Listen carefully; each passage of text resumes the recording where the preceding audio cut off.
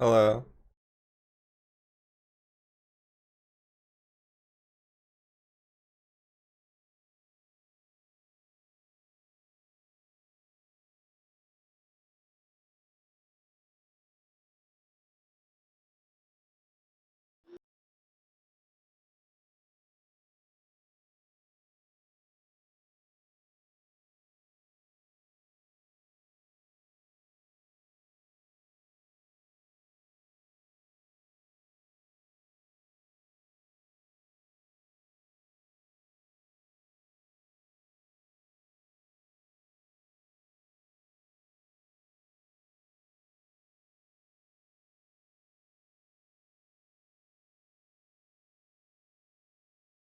This is my left screen, and then I'm gonna stream from my main stream screen today, and I put my regular stuff on my right.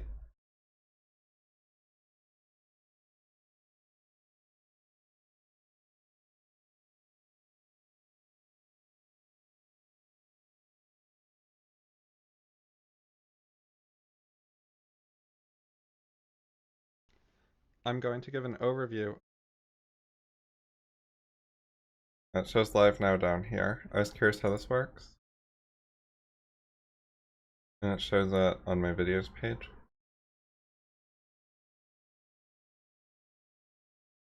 This comment was amusing. This comment was vague. A lot of people say very vague things. They post some sort of claim and they don't explain it at all.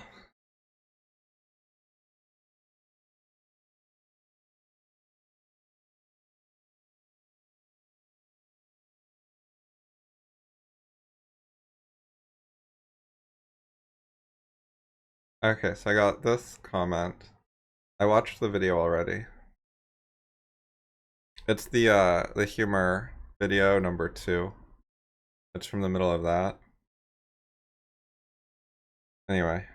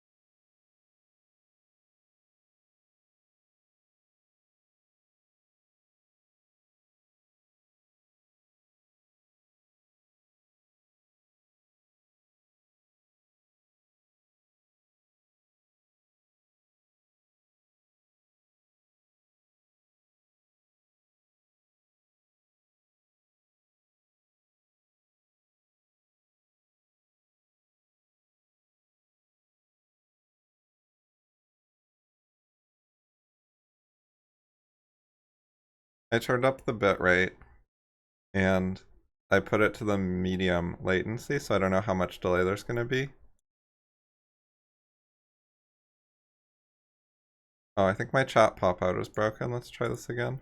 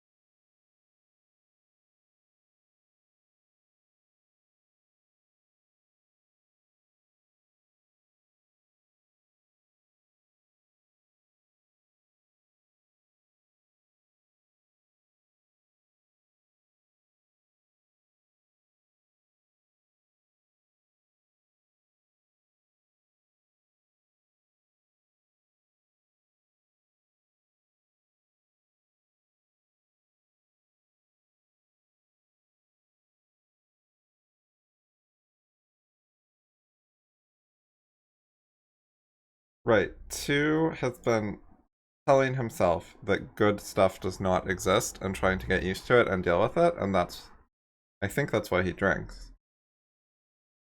But like he said in a better world he would not do certain things, he'd act differently, but he just doesn't think good people exist.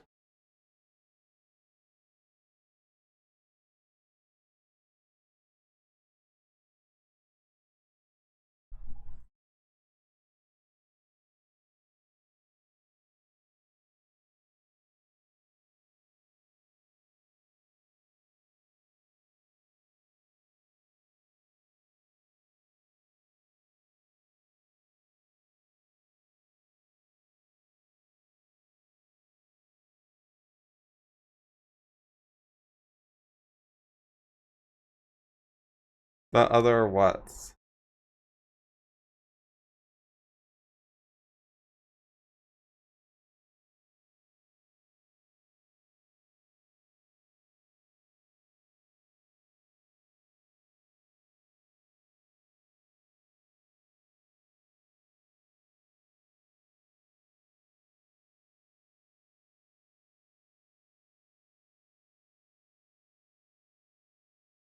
Oh, I don't know.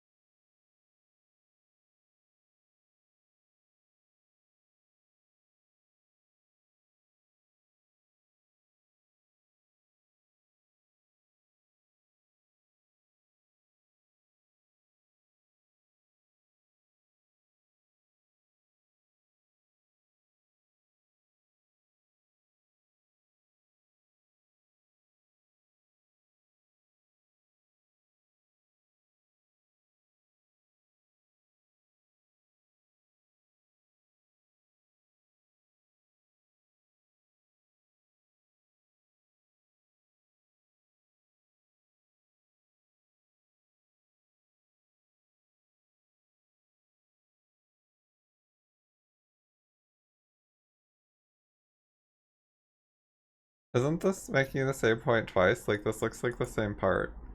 Saw's reply in the Saw's under fire. They're 2 minutes apart, so it's not like he forgot what he said. That's kind of odd.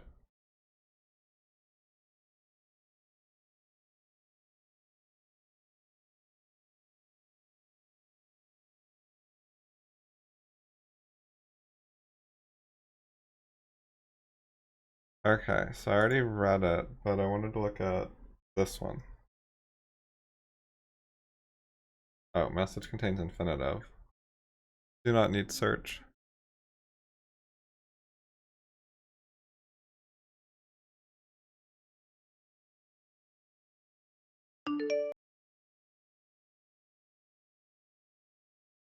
Wait, does Vienna have sound effects?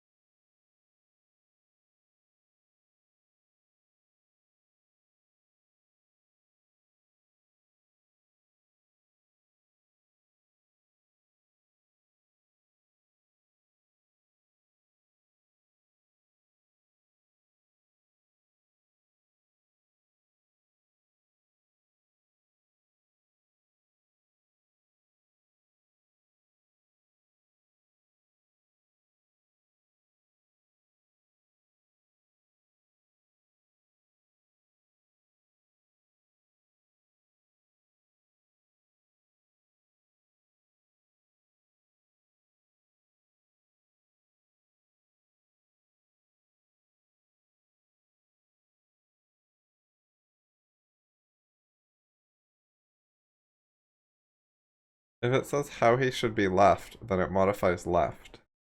Like that text right there.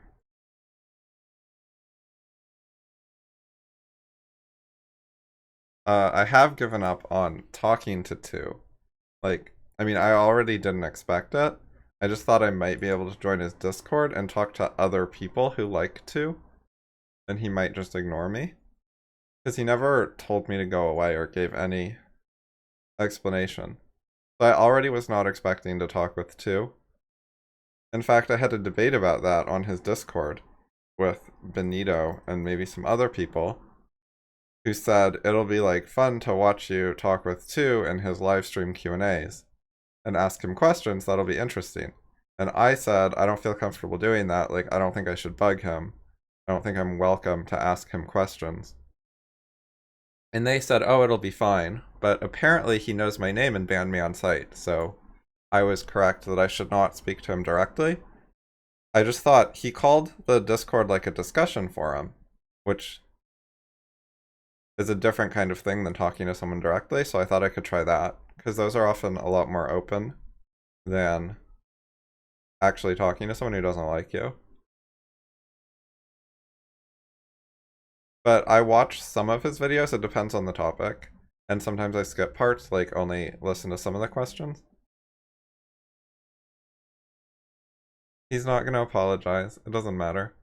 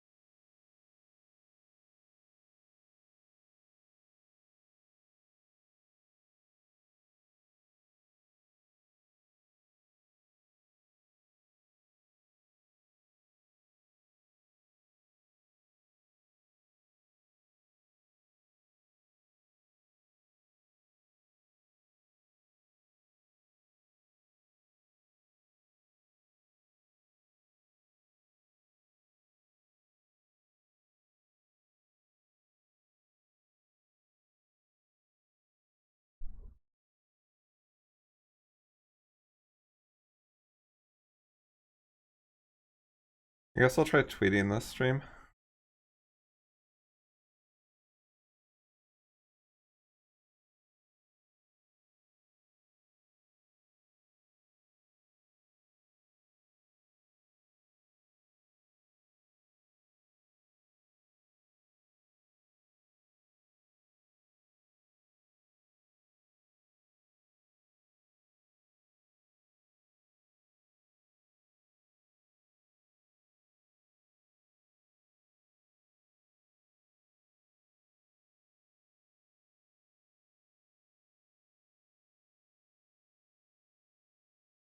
Oh wait, fuck.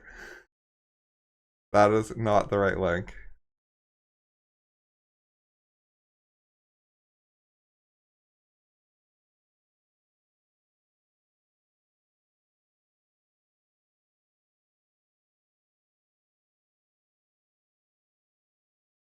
Alright, that'll work.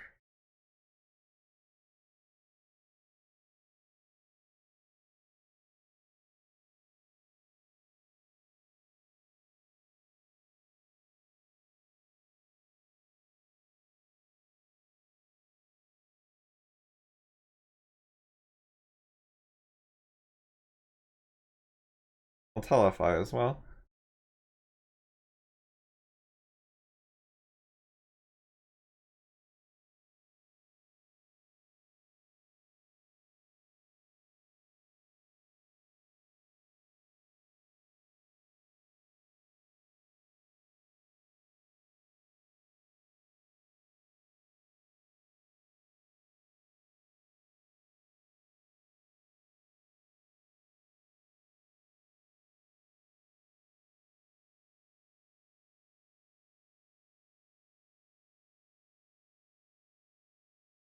I'm gonna double check this link before I send it.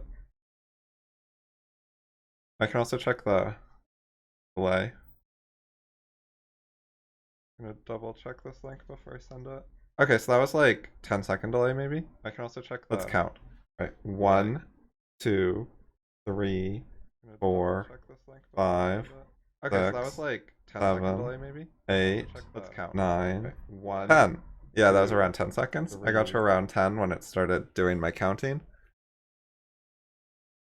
Okay.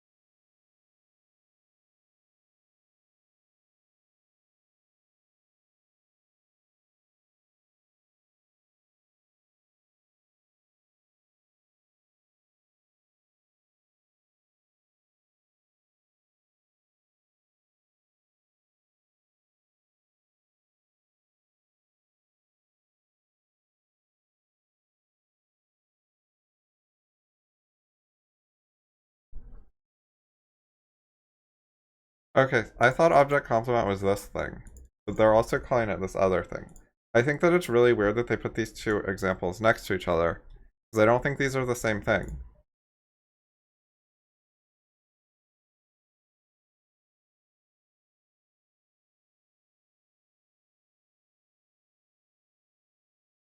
Maybe they are. I don't know.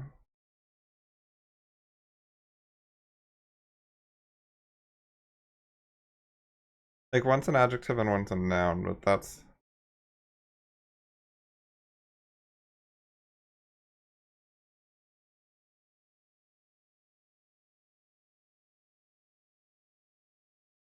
One difference is you can say to name her without Heidi. And you can have a correct sentence. But you can't say... Oh no, you can have make her without happy if there's already, like, a context, like, she doesn't want to do her homework, but I'm going to make her. You can have it without the last word, with either one. Anyways, they like to just make up different fancy names for all the different things. And I don't think they're useful. I think there's a better way to analyze the sentence, which is in the thread. But I think Justin said he was...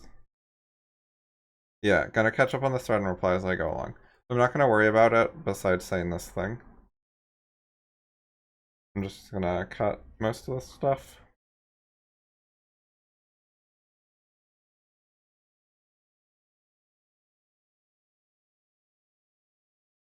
Alright, we don't need this, I don't think.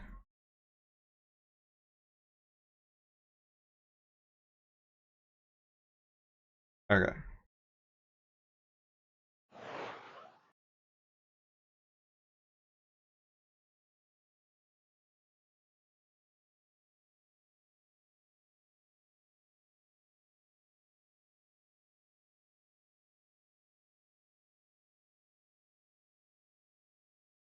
Now I want to find gist at 4:41 a.m. on the 12th. Oh, a.m. Here we go. This is the other post I had left to reply to.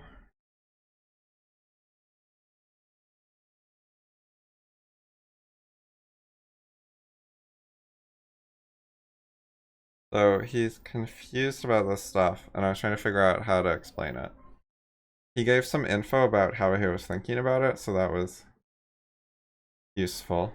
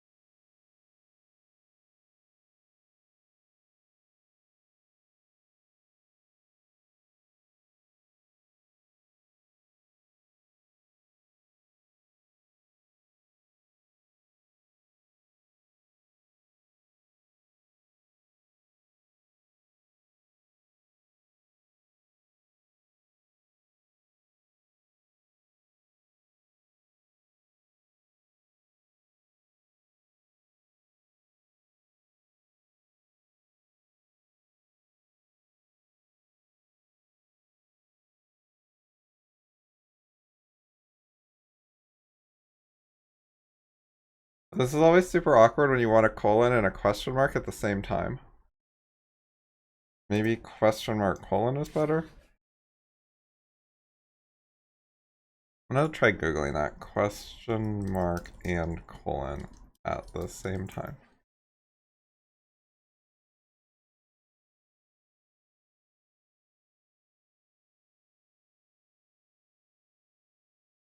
Okay, so people say to just use the question mark. Not 100% sold.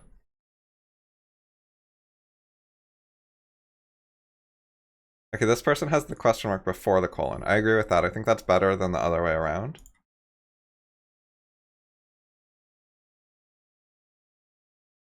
Okay, so their answer is just don't use the colon. I don't care, I'm sending it. But yeah, it's informal writing, I don't think I'd put a colon there. But informally, I think it's okay.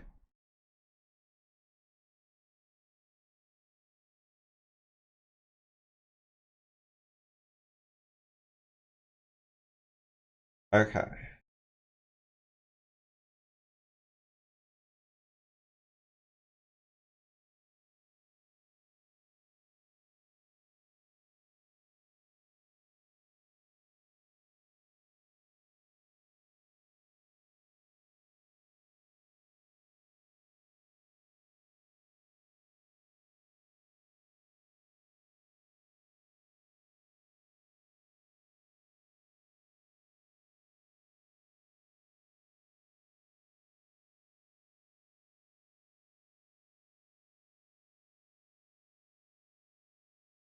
Okay, so these comments were actually confusing because the first comment makes it sound like he watched the whole video, and then 4 hours later he refers to, quote, the Taylor Swift vid, even though I responded to like 3 different Taylor songs in my video, I believe. I know which one he means. He means the first one, because that's the political one. It's the gay activism one.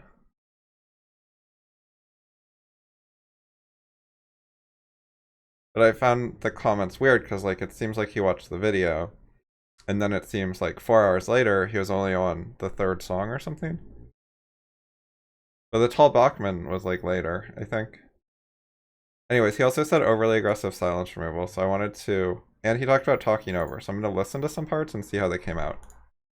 That you're saying fuck you too, buddy, or out, I think. Like it's partly just like different color clothing and different hair color, but they're trying to make them like stand out as different. And they like even if you take a metaphorical meaning, really into taking on the world together, like hopefully it's a phase, but good luck. At least something positive. I think they like massively exaggerate and fool people that have people like rush into it way too blindly with like not enough critical thinking, not enough awareness of the rest. It is better in general to try to make your life good now than they have a baby. I think I had the timeline wrong.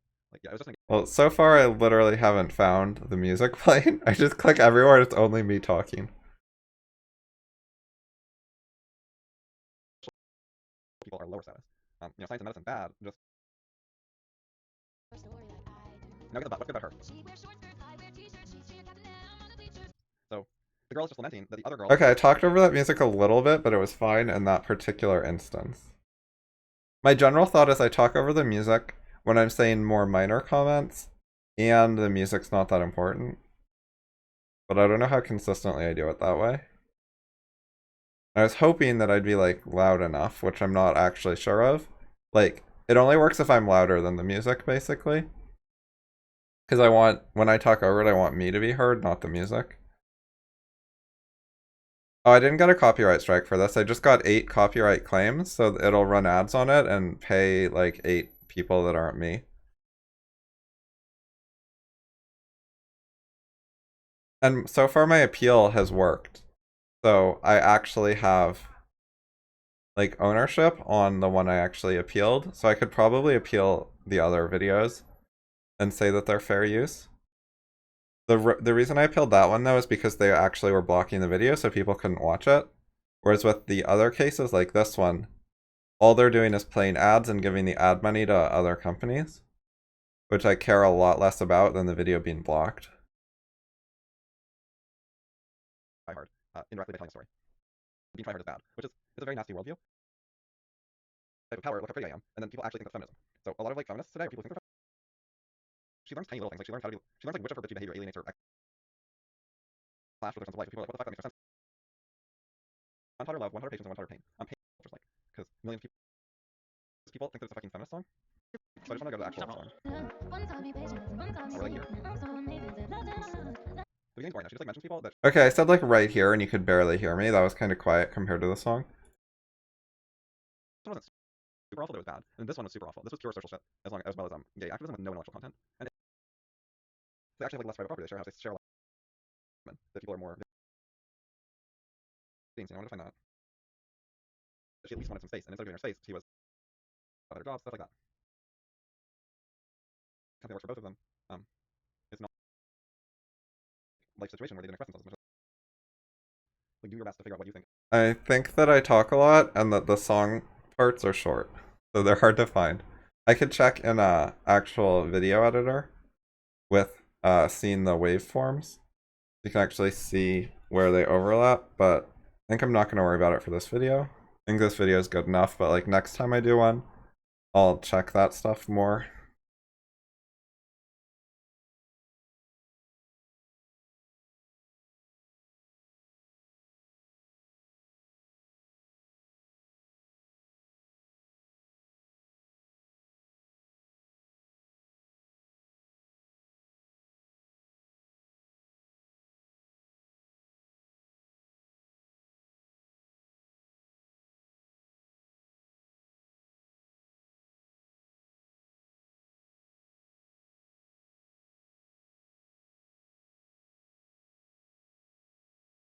Oh, I have no idea how feeds work, but can you view the video if you go to it directly? I'll give you guys the link. Why the hell is it so long? Oh, what the fuck is a C equals? Oh, it's an LC. Alright, we're gonna go through several popular songs and say why they suck. Do you have, are you subscribed with notifications? Like, here's a random video. You have to click subscribe, and then you also click this bell thing. And then when the bell has the little things on the side, then you get actual notifications about every new video. So, this is how you subscribe to people for real, is you have to hit both buttons. Whatever. I'm not subscribed to Jane. I'll demonstrate. Is we So you have to click subscribe, and then you have to click the bell also, and then it'll notify you. Do you do that on the people you actually care about? Unsubscribe.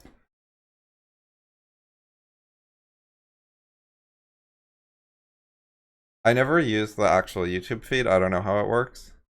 I just get email notifications for certain people. Email notifications are also good for getting notified when a live stream starts. Oh, it now says I have 7 viewers.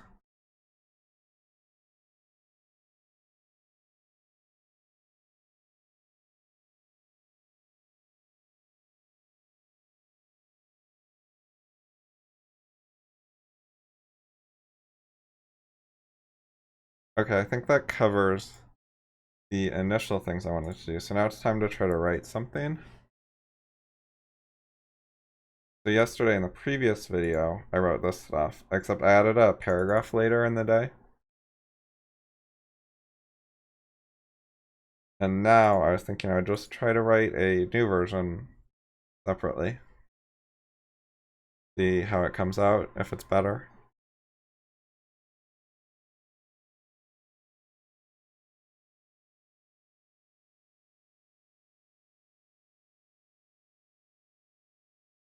Hello, B. Rytharius.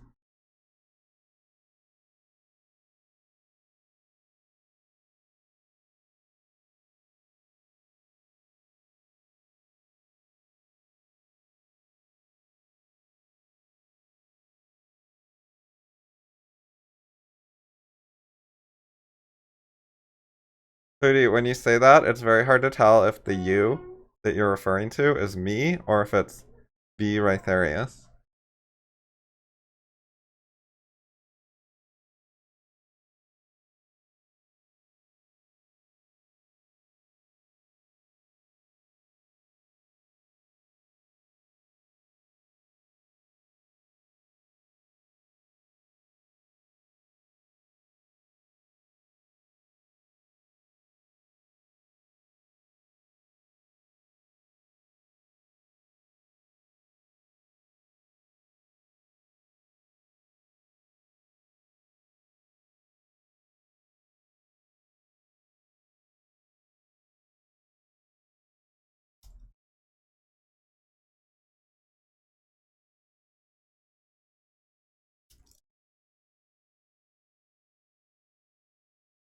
Yesterday was not a test. I streamed for like 2 hours.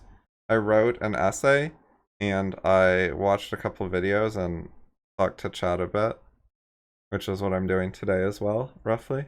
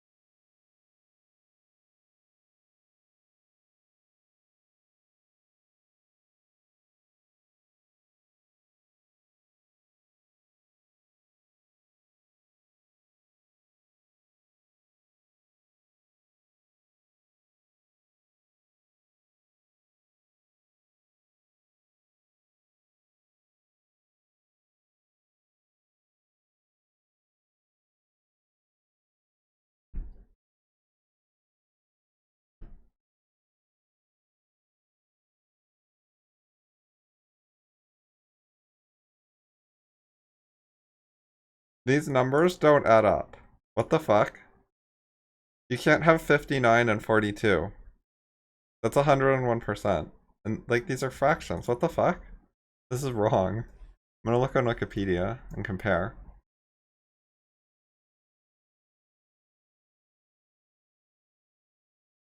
Okay, Wikipedia gives a different no proportion and the same yes.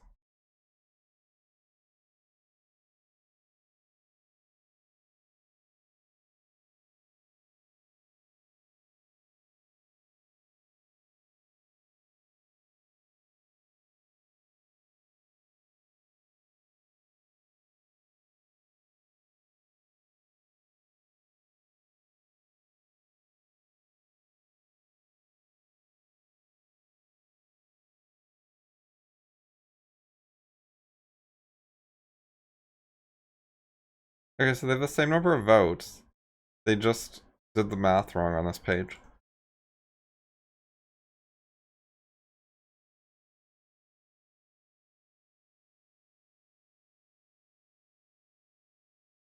Tessa quit years ago.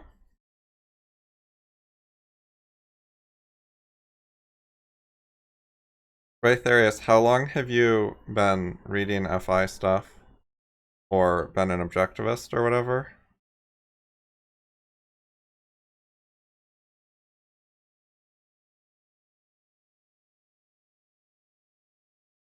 Justin, I agree with you, but I would not hold my breath waiting on that particular feature.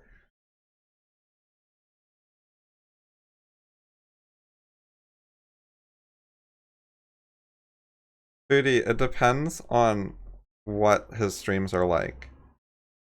Like, you can make a stream where you're saying, I'm the expert and I'm teaching you and here are my lectures. Or videos, not streams, or either one. But you can also make videos where you're like, I'm trying to learn this, and here's my learning process, and here's what I know so far. And that could be a perfectly reasonable type of video.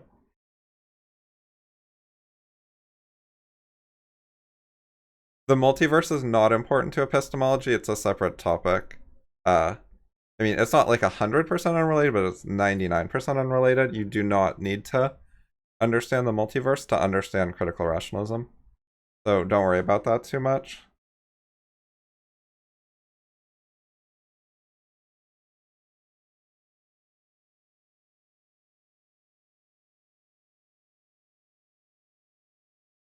$6 years of being aware of FI or just objectivism?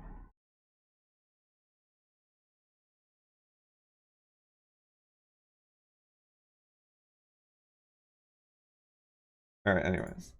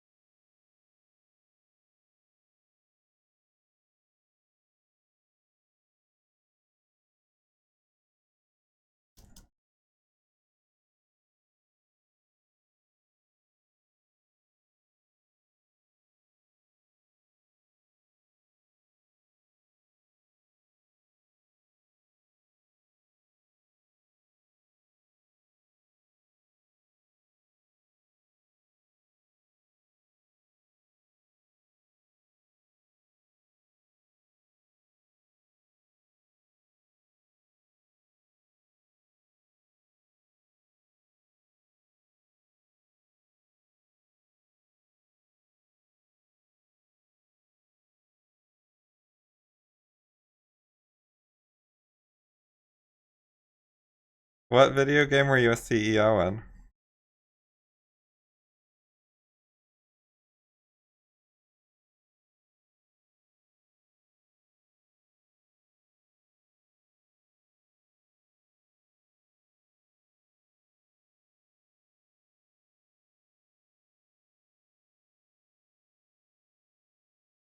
And wait, what scared you? There's like a 10-second delay.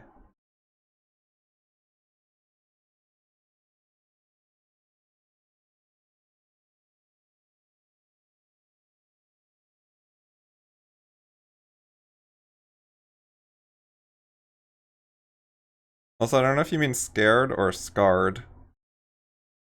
Scarring you sounds bad.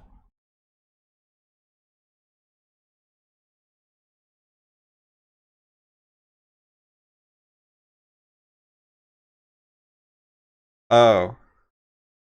So I put a noise gate. I added background noise filtering and a noise gate. So if I'm not talking, it'll be like 100% silent.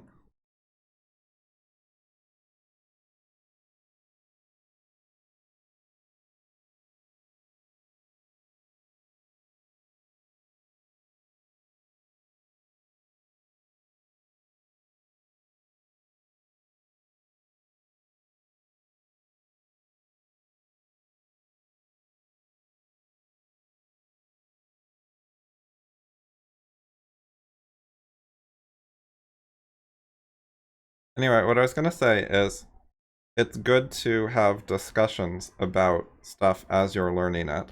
And while I'm a fan of writing and text, making videos is also a way of doing that. And a lot of people seem to prefer videos and talking. They're not really used to written discussions. So it's a perfectly reasonable way to get started. And in the long run, I think it's good to know how to do both and to use a mix of formats. But if people find talking verbally easier at the beginning, then they should talk verbally.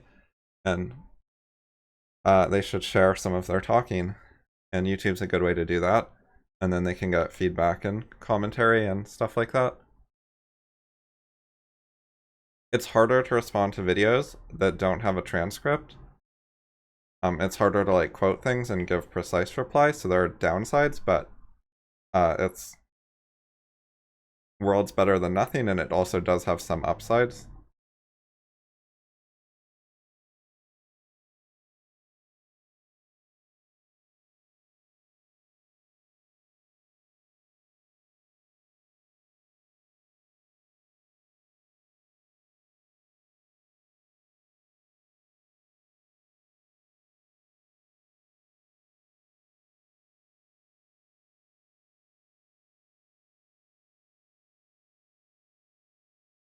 Oh yeah, making videos helps with public speaking for sure. I've gotten better at talking to microphone with practice. When I started, the first videos I made a bunch of were email writing, and I spent most of the video not talking, and I just wrote the email and occasionally I'd make comments.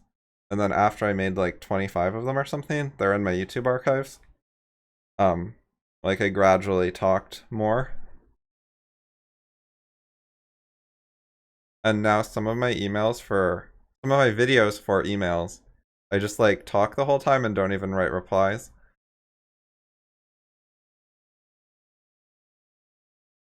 So I can do it either way, like do it more as a podcast or more as writing.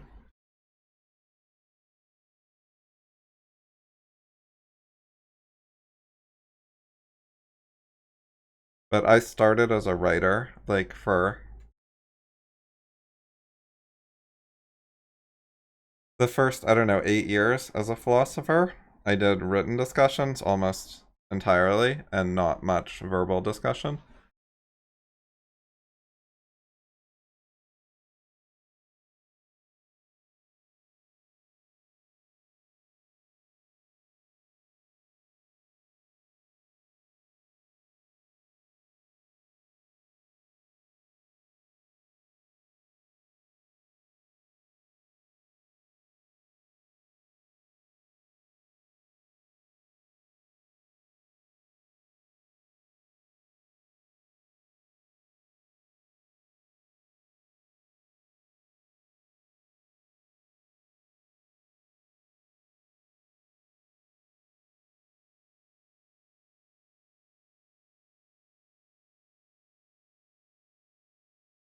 Oh, I have the chat on my left monitor because I have a different setup. I could put it on the main screen, but I was hoping that chat replay would actually work, so it didn't seem necessary.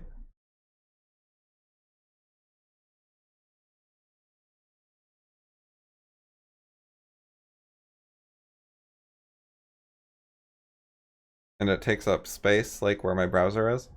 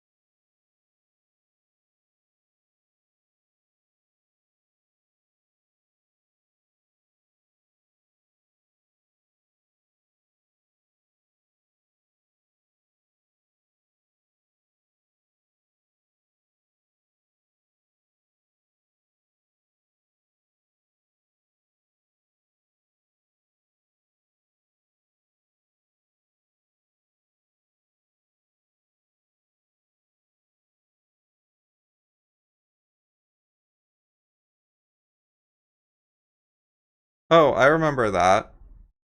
Didn't I invite you to blog comments, but then you only wrote a couple and then went silent? Are you that person?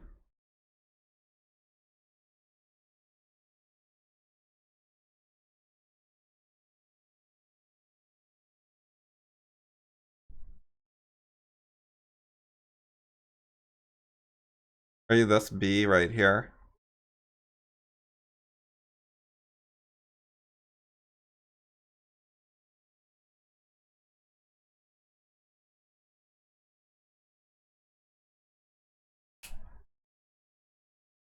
Oh, I thought you left. People show up and then just never reply again.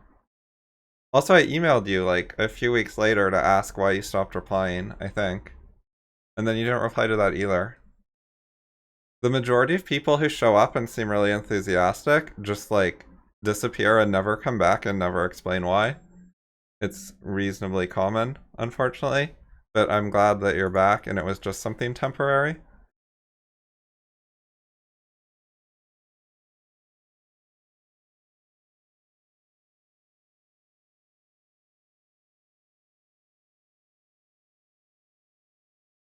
I will link this. Let's see it.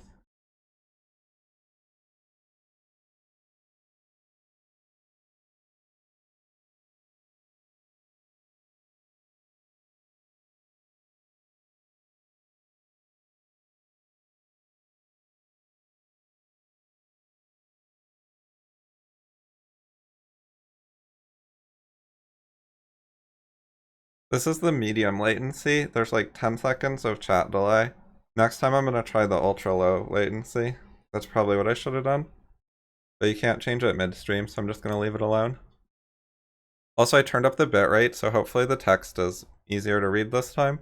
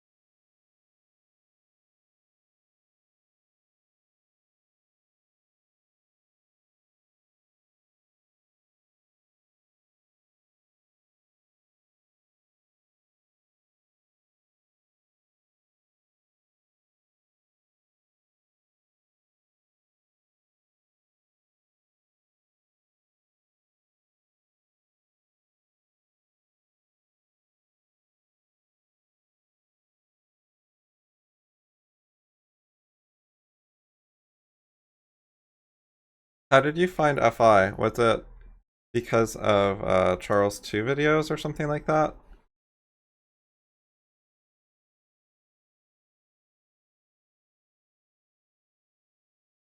Like, did I show up on the sidebar? Because I made a couple videos that were similar to some of his, like on the same topic, and might have gotten connected. Or I might have gotten mentioned in comments in one or something.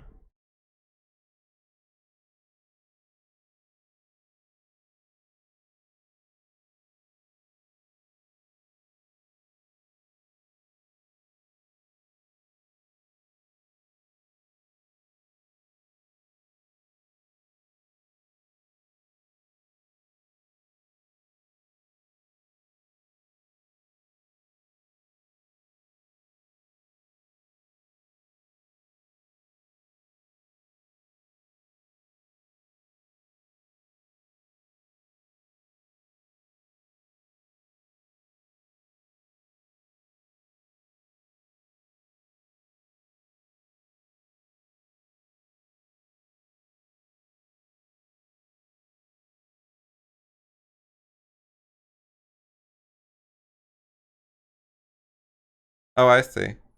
You went to a what? An Ocon?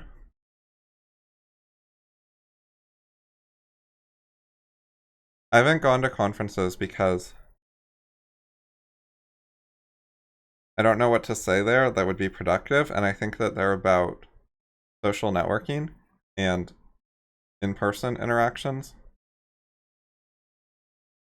Like, they're too focused on meeting people and having verbal conversations instead of having, like, serious philosophy conversations. Like, if they really cared about having discussions, they would have the same things, like, year-round online, and then the conferences would just be, like, a bonus, which are, like, more social, but, you know, they have some upsides. But they focus on the conferences. Like, they really want to hang out with people, rather than the main point being to discuss ideas, which can be done over the internet, no problem. Like, the difference, if you take what you can do online and then you compare it to what you can do at a conference, you look only at the differences, the advantages for the conference and the ways that it's sets itself apart are really social oriented.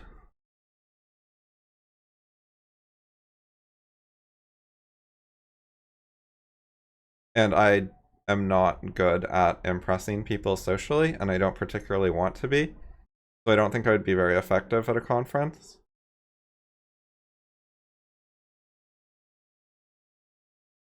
It's hard to say, but like the concept doesn't appeal to me a lot.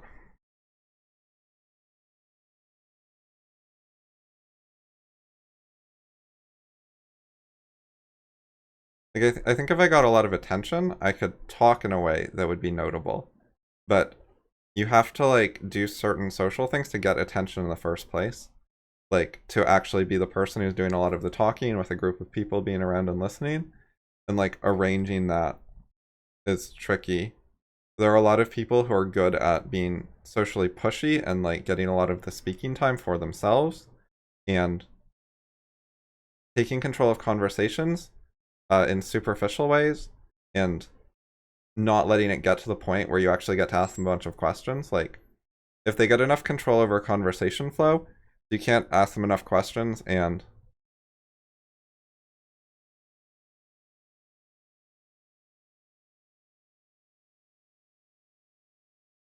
actually get into the like important details of the issues, then it's hard to get anywhere with people. I think that social skills, it's like Rand talks about social metaphysics. There's a lot of stuff that's very manipulative and dishonest, like social climbing. And I think that's what people are impressed by. Like, I think, in short, people are irrational and they're impressed by irrational social behavior. And you have to jump through certain hoops and follow certain unwritten rules, and then they like you better. And I don't like to play those games.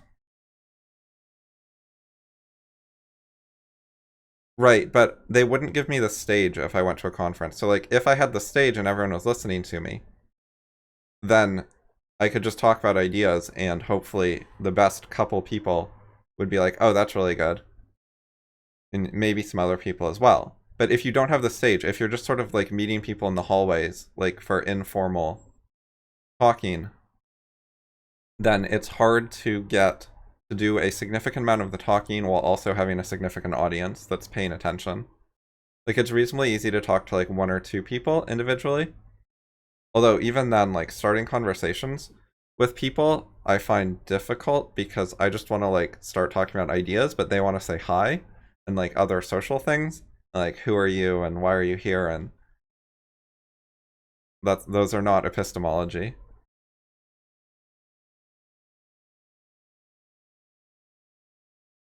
There are other issues like IRL conversations and voice are too slow. Like they're at 1x. Like I'd much rather watch a video of someone's lecture at 2.5x speed than watch the original lecture in person. Like I'd get bored waiting for them to say the rest of the words.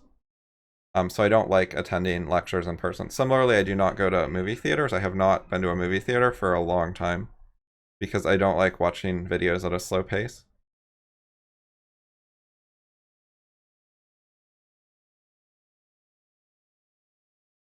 Right, the video Justin links. I talk about, like, they do body language and stuff in order to signal to the crowd who is higher status. And that's a lot of what they're doing is, like, competing at body language. And the objectivists on stage do not point out what's going on or say it's bad or deny it or, like, stand up to it. They just go along with it, but do it not as well as Jordan Peterson or Ruben does. In-person friends are okay.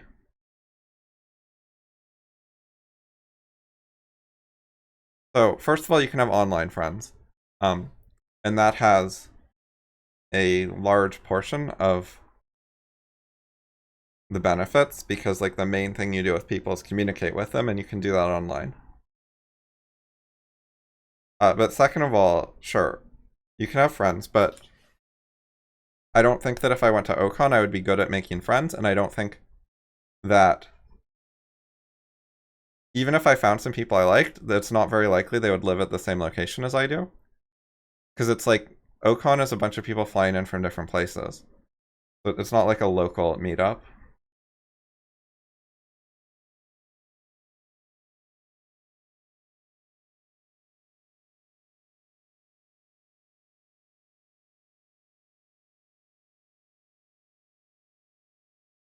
I've been to local objectivist groups, I've been to several different ones, and talked with people. Those are a lot more manageable because you'll have, say, 12 people there, and it's not that hard to get the opportunity to say some things where all the other people there get to hear you. And then if you say impressive things, they'll notice. So I find smaller groups are easier to deal with and manage. Like, you can essentially get some stage time where everyone's listening to you if you're at a small meetup. It's not that hard. And then if anyone likes what you're saying, you can get more time either with the group or with them separately.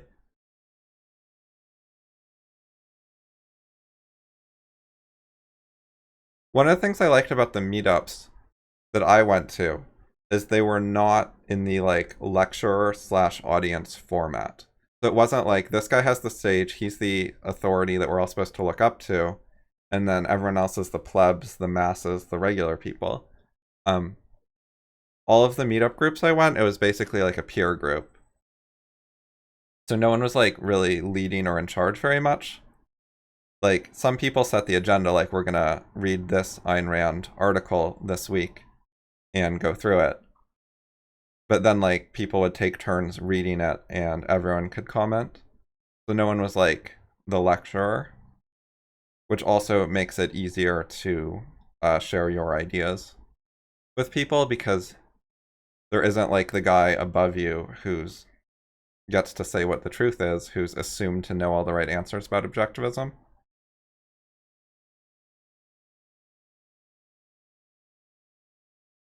In fact, I actually liked some of the people at one of the groups I went to because they were perfectly willing to criticize Peikoff, and they had some issues with some of the things he wrote. But then when we read Rand stuff, the reactions were a lot more positive. and I generally agreed with that. Whereas ARI does not do that.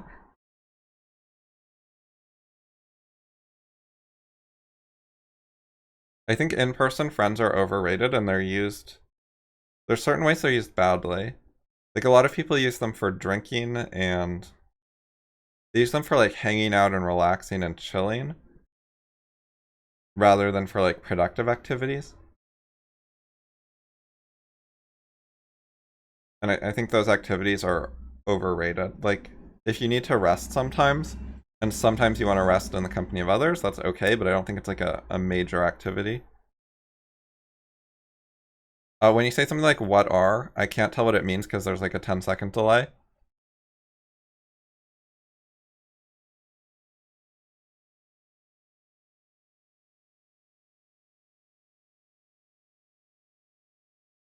I hadn't gotten to that yet. So,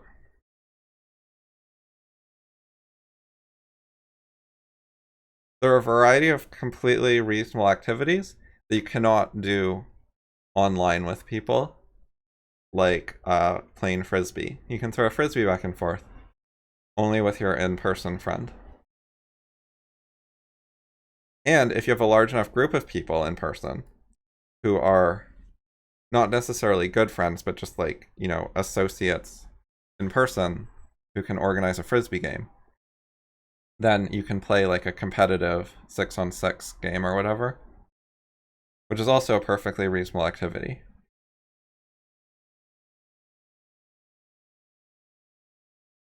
I am personally very intellectually oriented. I used to play some sports, but I've been doing less, and I do a lot of writing and reading and philosophy and stuff like that.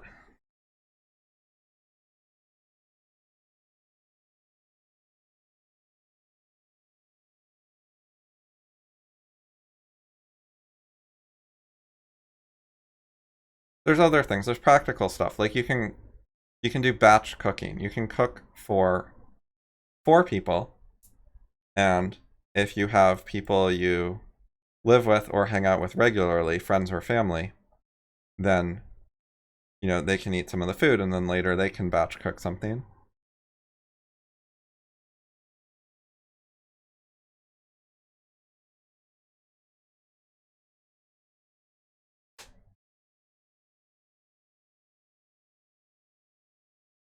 There's like body language stuff, which is body language has a bunch of downsides, but it also has some upsides. Like it does let you communicate some things like faster. Some activities are really awkward to do online, like watching TV together over the internet is awkward. Like the software doesn't support it that well for like staying in sync, and either of you can pause and like talk about it in real time. It does not work as well as just watching in person together, which I think you shouldn't do that the majority of the time. Like the majority of the time you should watch things at your own pace on your own schedule, at your own speed, and then you can just talk about it afterwards when you've both watched it. But it's perfectly reasonable to sometimes be watching something at the same time so you can comment on it midway through and share your thoughts before you're at the end. Like there are some advantages to that. It's more of a hassle in terms of like scheduling and organizing it that way, but it has some advantages. I think currency of friendship is a vague idea. Like I don't think it's well defined enough. Currency is a fairly specific thing.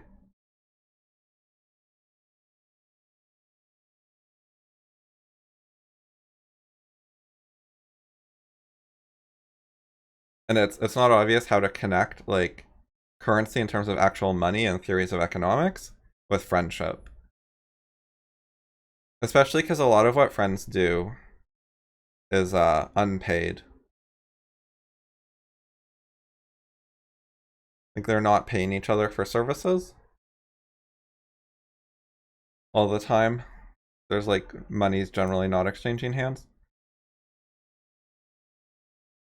Okay, I agree with like you should want friends who you consider virtuous, in particular like rational and honest, stuff like that.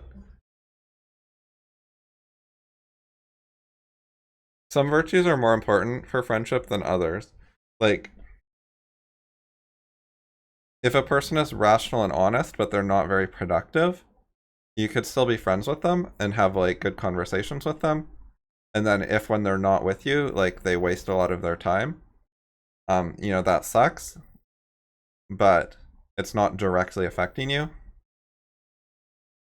Whereas if they're like dishonest while they're with you, that would be directly affecting you. A lot of people are friends basically based on like who they met in school or who they met at work, or it's rather than like seeking out actual philosophers. I've written about this.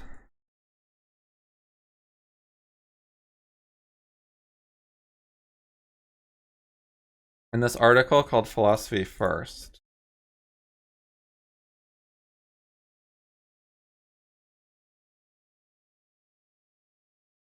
I said that you should look for people who are philosophically compatible with you and like maximize that, and then worry about other interests in common second. Like if they play chess or poker or they like to go swimming, all of those are secondary compared to like intellectual compatibility.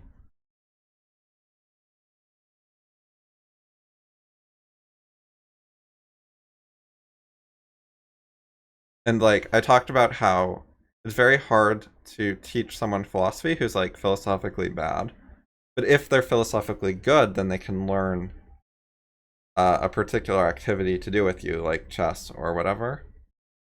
Chess actually takes a long time to learn, even if you're really, really smart and good at learning. It's just a very hard game. It takes a ton of study. But there are a ton of activities that can be learned pretty quickly if you're a good thinker. So if you make friends with someone who's a good thinker, then you would have access to like most activities because they could just pick up any new activity. And they're like a lot nicer to be around, and when problems come up, you'll be able to do actual problem solving.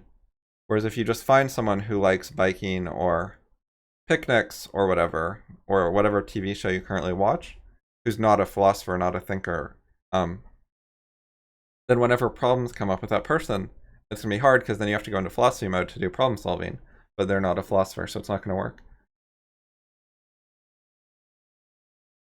Anyway, so with friends, there are both theoretical advantages and like practical advantages that are like life doesn't have to be that way, but it kind of is. Like people in our culture, they grow up expecting to have friends. That's part of like sort of how they plan their life. They're used to it. So once you design your personality to, we could do voice chat sometime, but I want to finish what I'm saying and then actually finish this essay and then maybe later.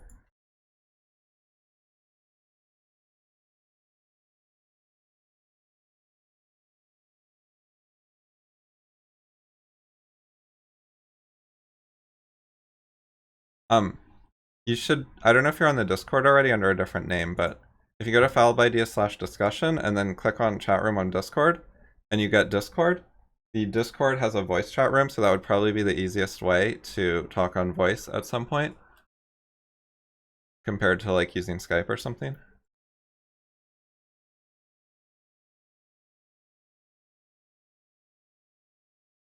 This is the right. So this is a public FI chat room. It's not super active in general, but it has both text and voice chat. And sometimes people talk. It's like if people ask questions there, then some of the regulars might respond. But it's usually kind of quiet because the regulars, like me and Justin, if we want to start a conversation, we normally use the email group or curi blog or sometimes private IM groups. So it only has discussions basically when a non-regular like starts a discussion by asking a question or something. But if they do, then regular people are often responsive.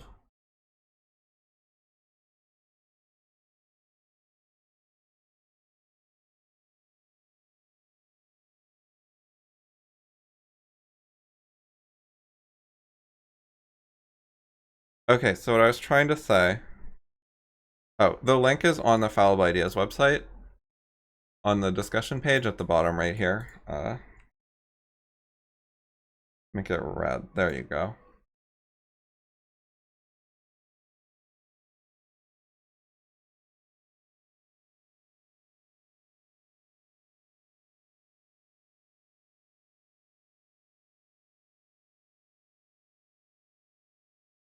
What I've found on Mac is that the link often does not correctly open the app. So you have to do is get the app, and then if you scroll to the bottom of your list, you can click add a server and then join. And then if you paste in the link here, then it'll work.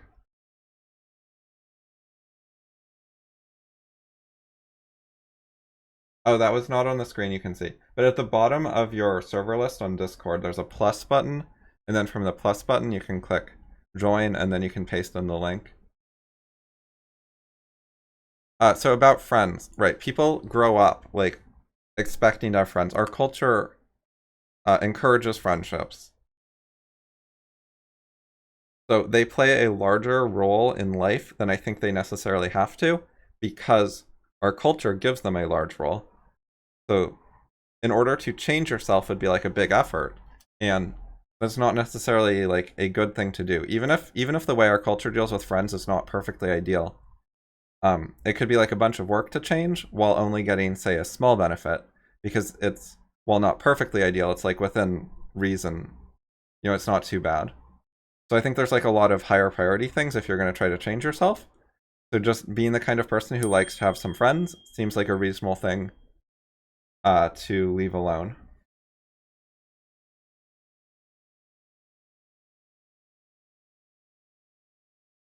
Or at least not change very much. So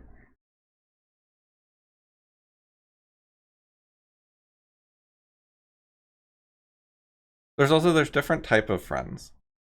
Like a lot of people have, maybe buddies is a good word, who they can go like drinking with and they can invite to their barbecues. And they don't actually know very much about each other. They interact in pretty stereotyped ways.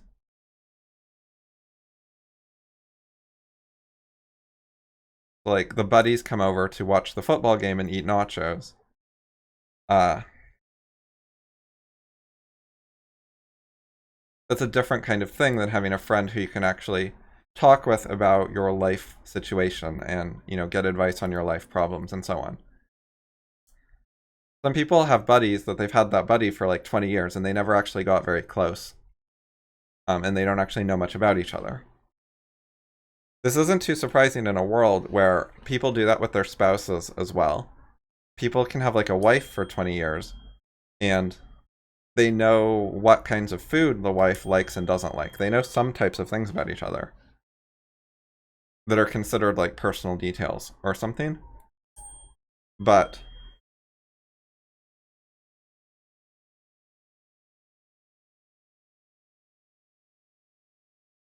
they might only know about their wife superficially in a lot of ways.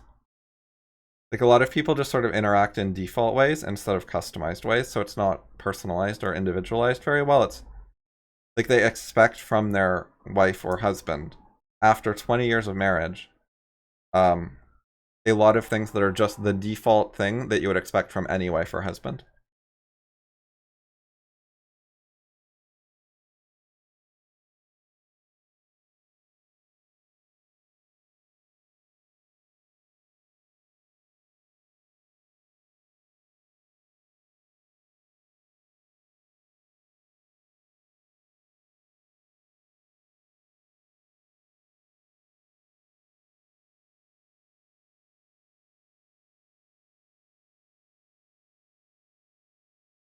I think buddies are an okay thing to have, but you have to know what they are.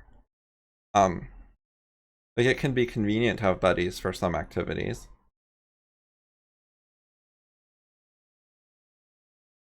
I think people spend too much of their time like around buddies or around strangers or around coworkers or around other students of the same school, and that they don't get enough time where they're either alone or with people where they can like talk completely freely. Like when you're hanging out with your buddies, you either cannot talk freely about all of your ideas because they're not philosophers, or else you just like don't have many ideas that are very controversial or hard to understand or complex or whatever. Like when you hang out with buddies, what you can say to them is not that different than what you can say to your coworkers at the water cooler. So it's like limited. It's a bit like being in public, where you have to like watch what you say a bit, and I think people spend too much of their lives in that situation instead of people should spend more time like literally alone and thinking about thoughts themselves and with no one there to like influence them and control them. Like that's also an important thing to do. Well, I mean, what I meant about buddies being convenient is like if you don't have to go out of your way too much, like I wouldn't put a lot of effort into getting a bunch of buddies. Um, but if you already have them or you were already doing something that let you find them in an easy way, then you might use them sometimes. Like as long as you can get them cheaply, then you might find there's more value in them in some cases than the cost of getting them or using them. But I wouldn't go way out of your way to seek them out.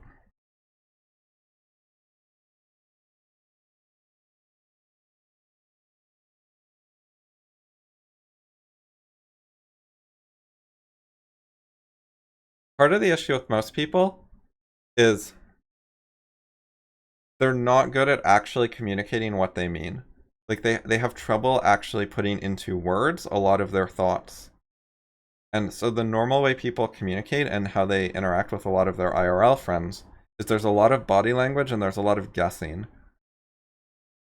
It's sort of like the reaction GIFs that you see on Twitter and Reddit, or just emoticons and emojis, where people don't actually want to put into words what they actually mean, not even to themselves. Like they don't know it themselves, and then they want communication to work even without knowing verbally what they mean. And I think there's a lot that's wrong with that. Like nonverbal communication, I'm not going to say it's all bad or wrong or whatever. You can use it some, but it's super overrated because people are bad at verbal communication. And if you're bad at verbal communication, it makes IRL seem more valuable to you and internet communication seem less valuable. Whereas if you're better at verbal communication, you're going to see less of a downside to using the internet to interact with friends.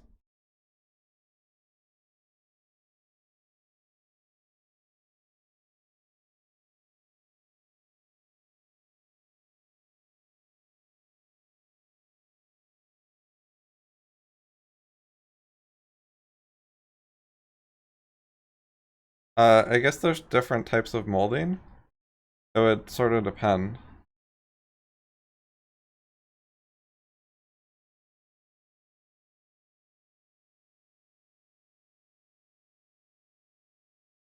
Like, I learned a lot of ideas from David Deutsch, like capitalism. So, but molding would not be a good description of, getting in debates about economics and being persuaded of capitalism. But the broad outcome could be seen as many of my opinions changed from my old opinion to the same opinion David Deutsch had. So in some sense, it's kind of like molding.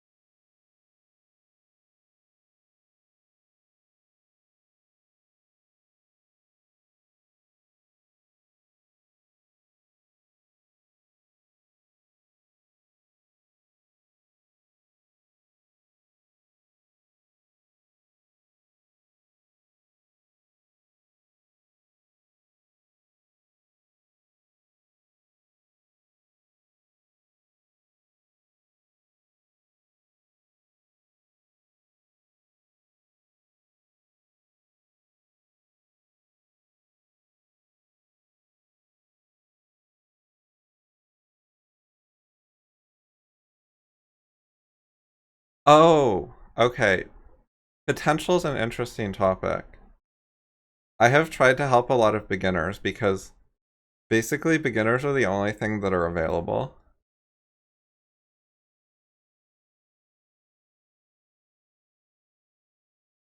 But I think I've overdone it with helping people who like don't really have any accomplishments. Cause so in some sense, like everyone has infinite potential. Everyone has a mind, a brain. They can reason. Like everyone's potential is to learn that they could learn anything in theory. And but I think in the past I've been too easily impressed that someone seems to be learning some stuff. But I think that they have good potential to learn more. And what actually happens in general is of the people who start learning some philosophy stuff, like a lot of people don't get started, and some do get started and they learn some stuff, and that's good and that's better. But of those people, usually what happens is they learn until it gets hard. Like the reason they got started and learned some philosophy is they found it easy. It resonated with them. It clicked right away. Um, so it was going smoothly for them. Which you could view that as, oh, they're so good at it, it's easy for them. That's a really good sign about them. But I think what often happens is they keep learning stuff as long as it's easy, and then they get to a hard part, and then they get stuck, and they stay stuck. They never get past the first like hard part. I think that's a common pattern.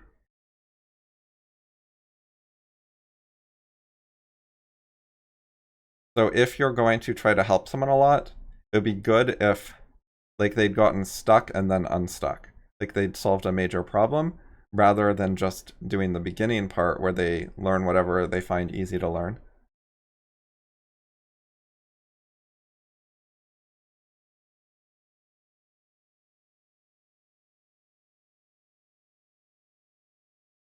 Some other things about potential is if they actually are a content creator, I think that's a really good sign. Um, if they've written like 100+ blog posts and made 100+ videos, you can have a lot more confidence that they're going to stay interested in that stuff in the future and keep doing things and keep learning more. Whereas if they only consume content, like read things and watch things, plus have discussions where there's a back and forth interaction, but they don't make content by themselves, then you have to be a lot more worried.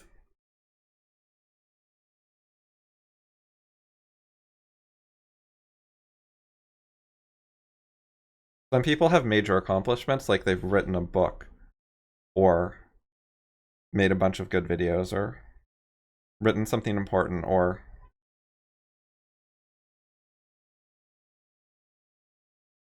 David Deutsch like made some actual breakthroughs in quantum physics. Some people have like, really big accomplishments like that. Like he won $100,000 prize and got into the Royal Society. Um, those kinds of things are also good signs. It has to be like a real accomplishment, not just an accomplishment according to most people. Like making a popular music video is not really the kind of accomplishment I mean. Like some people put skill into their music videos and some not so much. Or at least not a type of skill that's very relevant.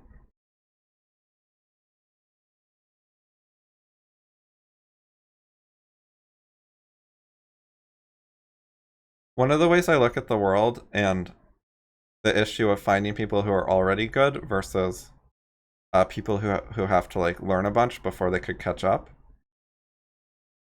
is I know one Ayn Rand and two Karl Popper stuff, and it's reasonably easy to like look at each of those individual communities and like get some sort of sense of how good the people are and what's available there. But what's a lot clearer is the overlap. Like how many people in the world already know both of those to a really high level? And I think the answer is approximately 0 people who are not aware of FI. And if that's correct, then there's virtually no chance that I'll learn someone who doesn't need to learn at least one of Popper or Objectivism. So I'm expecting to meet people who have a lot to learn only.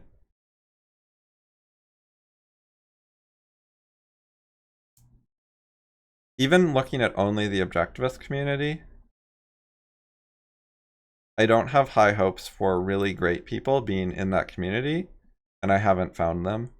Like, I would expect them to stand out in some way. It's not that hard to get noticed by writing objectivist material or making videos or something. Like, there's not so many objectivists who are making a lot of content that they're that there's not a huge danger of overlooking people, I think. Like, there's definitely some danger. You can overlook someone who's made a fair amount of stuff, but it's a small enough community of objectivists who actually are like involved online and care about it a lot that if someone really wants to get noticed and seen by a lot of people, they can do it. Like, I went to the Harry Binswanger list. I went to a bunch of different objectivist forums. There's like Objectivist Online. There's a John Galt forum. There's Solo Passion. There's Rebirth of Reason. There's like 2 more or something. And I went to the Objectivist Q&A website. There was like a Stack Exchange format. And so I got my name out there. Oh, I went to the Facebook groups, several of those. So like, if you do all that and you post like links to some of your essays or whatever, you can totally be noticed. So if someone else had like written a bunch of great stuff and really wanted to be noticed by me, it seems reasonable that they could either get noticed at like some of those groups or could just find me because I've written a bunch of objectivism stuff.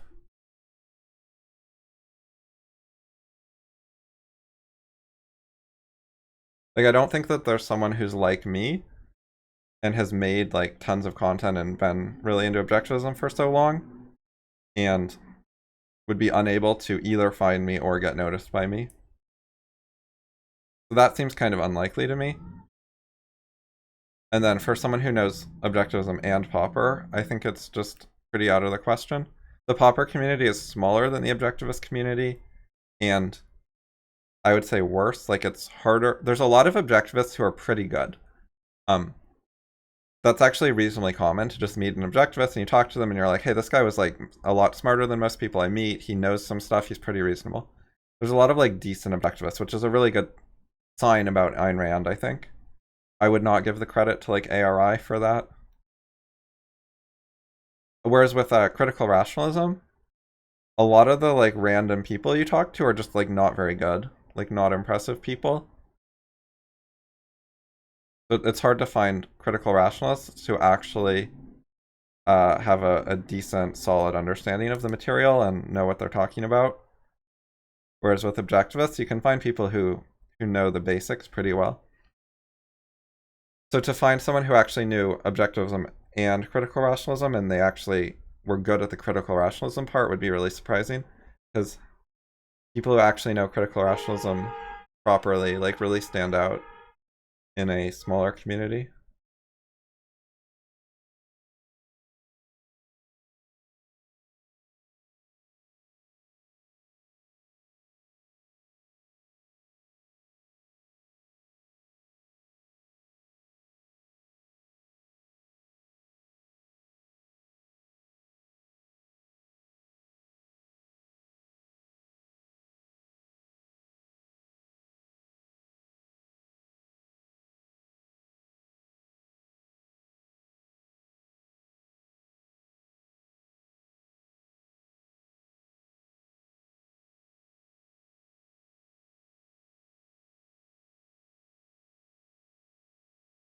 It's the overlap argument is how I decided that I'm the best living philosopher, because you could debate whether there's someone who's better at critical rationalism than me or someone who's better at objectivism than me, but there's like not really any competition for knowing both, other than other FI related people who, acknowledge me as the leader.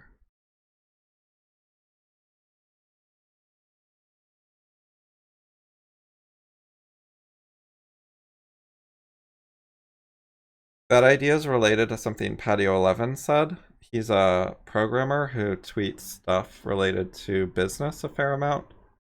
And he said that it's hard to be the best programmer, and it's hard to be the best, say, Japanese English translator. However, it's not that hard to be one of the best at both of those. If you take two things and you get really good at two things, then it's not that hard to be one of the best at like the combination of both. So if you combine like being a good programmer with being good at something else, then for the combination you can qualify as great and like be a leader in the field.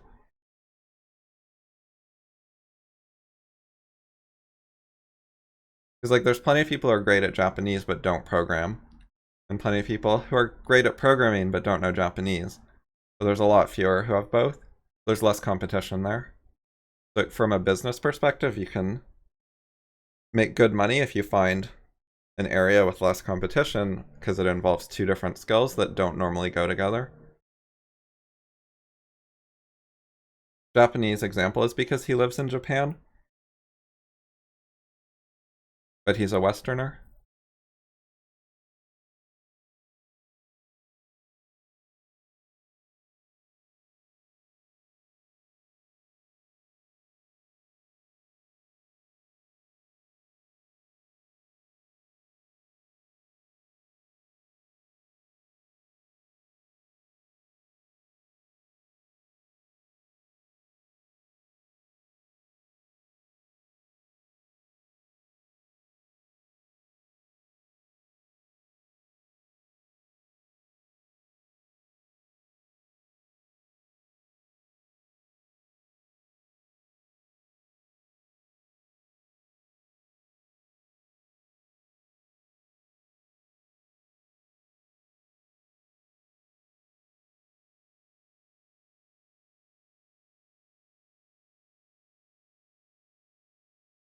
Oh, I remember that story.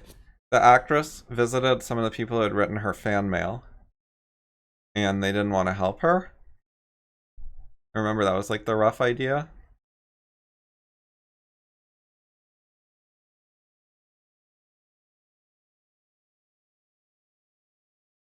Was it called Ideal?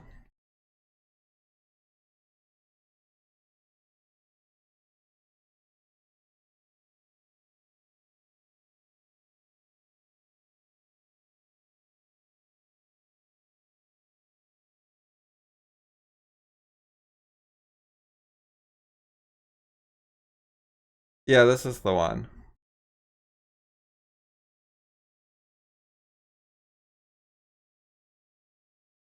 Anyways, a lot of people hate arrogance, but I don't think that's a reason not to say something.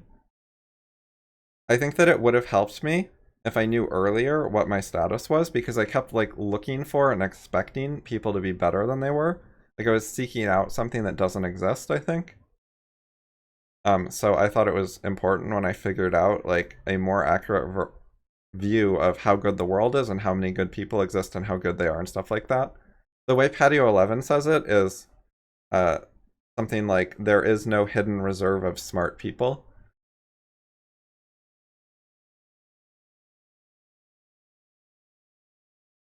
A lot of people have the problem where they go to like college or something and they're expecting it to actually be good. They're expecting to like actually meet good people and for their professors to be really rational and stuff.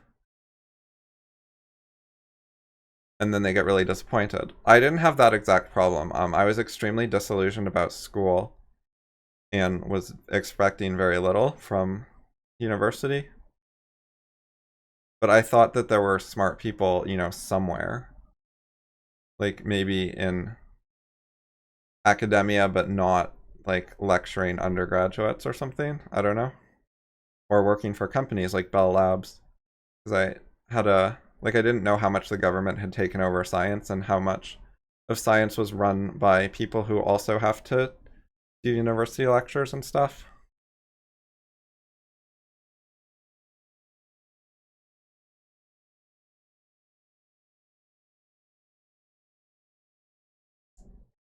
The characters I most resonated with in Rand were Rourke and Dagny.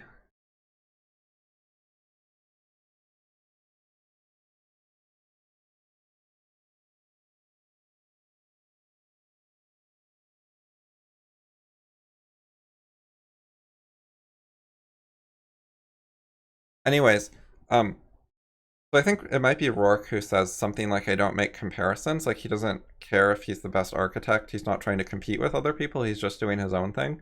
And I think that that is also important. Like, I wouldn't care if there were like 3 people better than me. I mean, other than being thrilled to have more people to talk to. Which reminds me, one of my favorite quotes.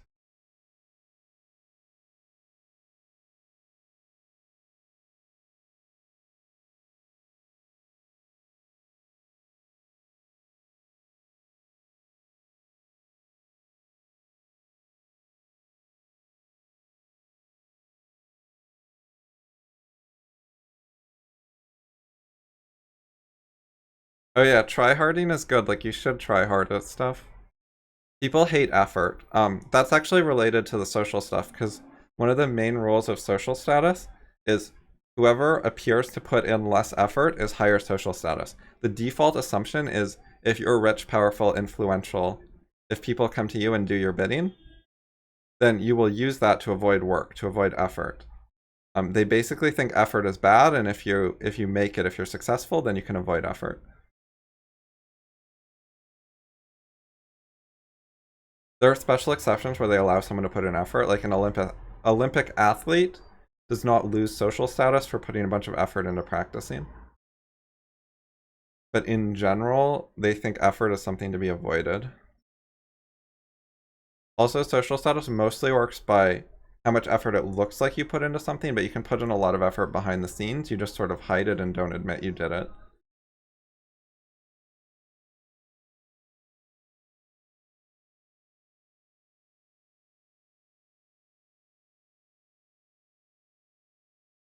I don't care that much about being respected. Like, it would be convenient, it'd be useful, it'd be easier to make money, it'd be easier to get conversations with uh like busy people, some of who might be worth talking to some. But I have self-esteem, that's not a problem.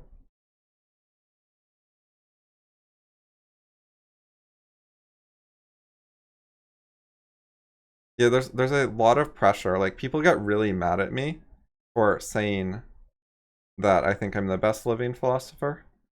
A lot of people are very hateful about that, and I think the fact that it triggers them is a reason to say it.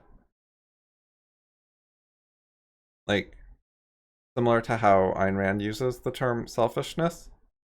And she said, like, the reason people are afraid of it is a reason for saying it. That's in the Virtue of Selfishness introduction, I think.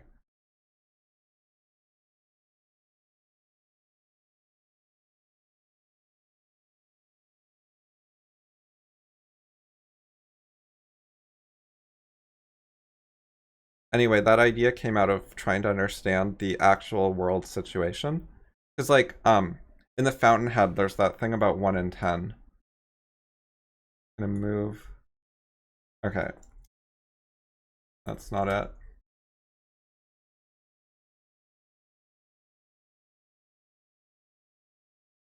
No, it's understand, I think. 1/10. Here it is.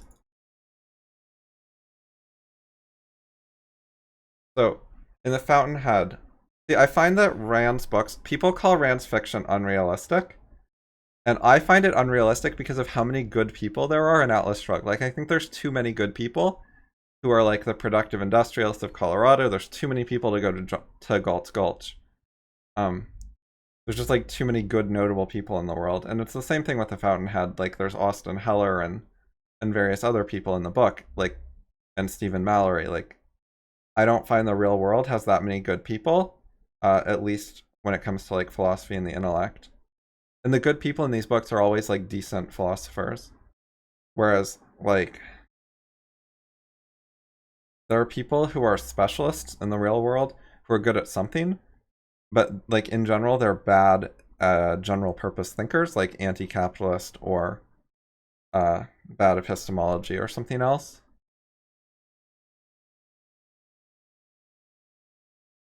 But I find Rand's world's like too good, and that's one of the things I had to understand about the actual world, I think.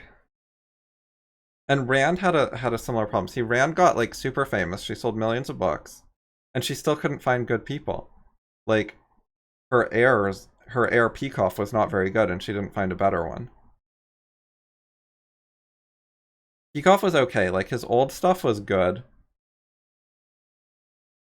No, when people say her novels are unrealistic, they mean that uh her heroes are like you can't be like that. They mean it's impossible, and they mean but they're talking about like Rourke. See, the problem isn't Rourke, it's that there's too many good people who are actually like more normal. Like it's the Austin Heller that I object to, but they think Austin Heller's fine. It's just Rourke who's unrealistic. And also, they think that the bad guys in the novels are straw men, whereas I think that they're not straw men, and actually a lot of stuff in real life is even worse, which is what Rand said as well. Like when Rand was doing research on laws related to railroads, like actual historical laws, she found laws that were like worse than the ones she put in Atlas Shrugged, that were from the real world. The only saving grace for the worst real laws is that they were like smaller scale rather than countrywide. It's hard for a really bad law to be on a larger scale. Like the larger the scale, the harder it is for a law to stick and be accepted. Whereas you can have like really ridiculous local laws.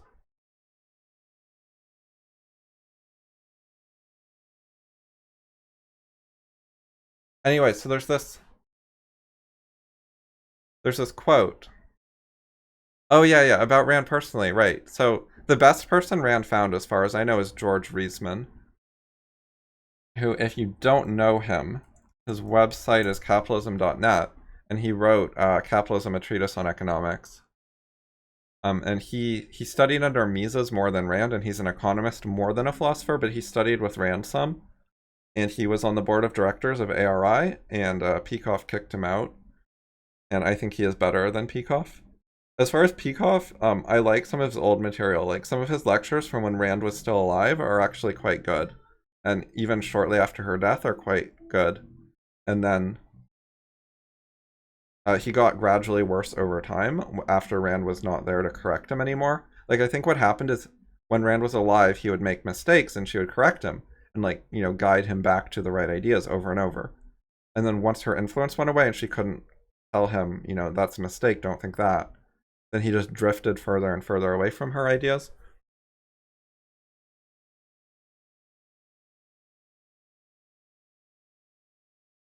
So in this Fountainhead quote, I think the proportions are completely wrong. She says 3/4 of them don't know what it's about, but they've heard about the fighting, and they think if it's important, they have to pronounce it with respect, like look up to it. That's sort of realistic. A lot of people are impressed by someone who just gets attention in the world.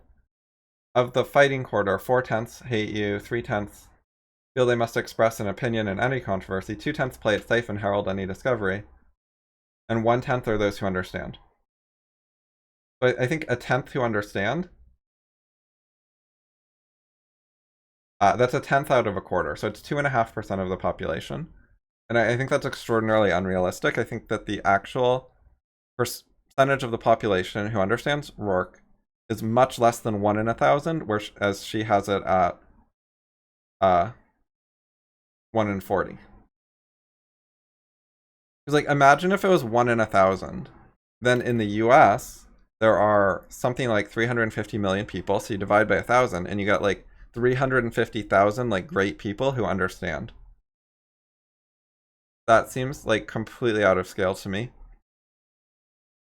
And Rand had it at 1 in 40, so that'd be like a million. Or no, that'd be close to 10 million people who understand with Rand's proportions. But if there were like 10 million people who get it, they'd be writing so many books and op-eds and blogs and whatever. It'd be like impossible to miss. They'd be dominating every objectivist forum online. But when you actually go to an objectivist forum, you find 0 good people. So an objectivist forum, like a random one, has, say, 50 people, and they're very self-selected. So those 50 came from, say, a million people. It's like 50 out of a million decided to go to that forum. And then what you actually find is that all of them are bad. None of them would understand Rourke. So I fear that the actual understanding rate is more like 1 in a million, not 1 in 40. And Rand searched very well. She sold so many books. She made the Fountainhead movie. So she did a good job of like getting a lot of attention to her ideas. So that if someone was really good, they could contact her. They could take an interest in her.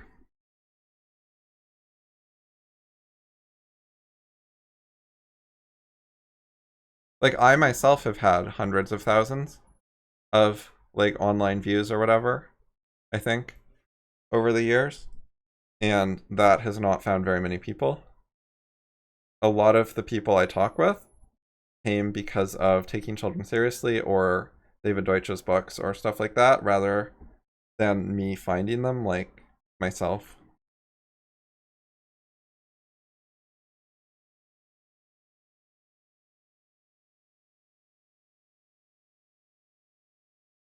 I don't know, maybe the proportions aren't like quite as bad as I think, but I think they're a lot worse than Rand has. Like much more in the direction of what I was saying than what she was saying.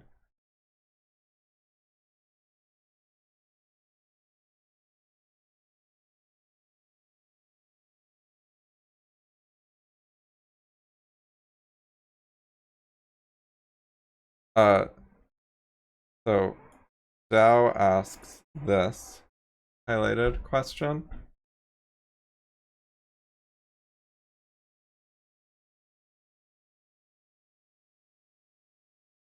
So David sort of quit philosophy or retired, which is really sad. The irrational world got him down. He should have like reread Rand and taken her advice on how to deal with an irrational culture. But he went in a different direction instead, and he wants prestige too much. He wants to be like famous, respected, to sell a lot of books, to get along with intellectuals like Steven Pinker or Richard Dawkins or Sam Harris. And I think that sort of destroyed him. It's hard to compare with people in terms of like raw smartness. It's easier to compare like knowledge and skill, which are like sort of different-ish. Um, but anyways, like I know objectivism better than David does. I know more about Godwin, Burke, Saws, Goldratt, a lot of stuff. So I think the comparison is reasonably easy there. As well as like I'm the one who developed yes or no philosophy, not David. Like I developed paths forward, I developed overreaching. I'm the one who's making progress in critical rationalism while he's not doing a lot there. He did some in the past, like he developed static memes and rational memes. But currently I'm making progress in the field and he isn't doing much. And he's stopped having discussions, so it's not very hopeful that he will make progress in the future. And he's written a lot of like dumb things and low quality arguments on Twitter, which show that like his thinking quality has deteriorated in some way. Like he's made arguments that are like just not that clever and logical that he would not have done 10 years ago. So it's sad to see that.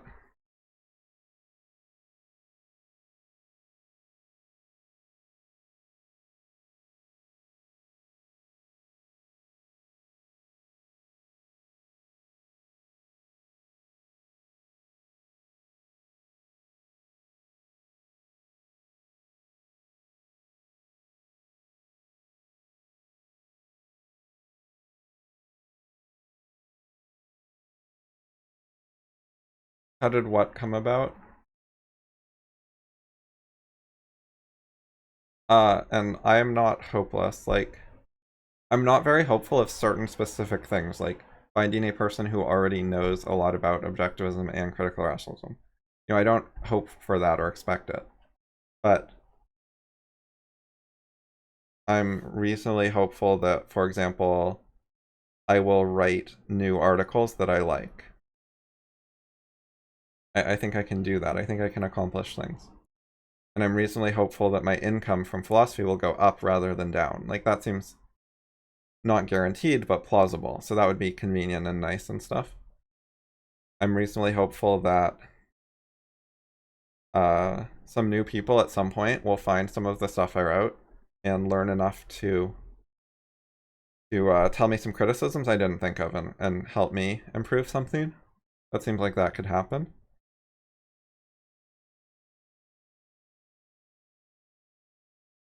I'm not like hopeful that someone will surpass me, but it's not out of the question at some point. It'd be nice. Like the Robert Stadler quote about the loneliness at the top.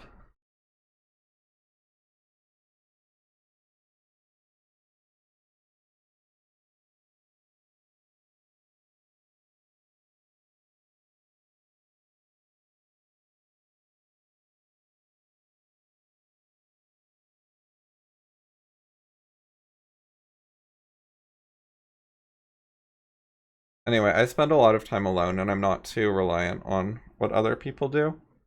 It was harder in the past because I used to have conversations with David like for multiple hours on most days for years. And so I sort of expected the amount of conversation in my life to go up, not down. And then it went down like a lot. So it took a sort of a transition to move away from using that resource that I was used to having that's a really useful resource. And to figure out how to do things without it.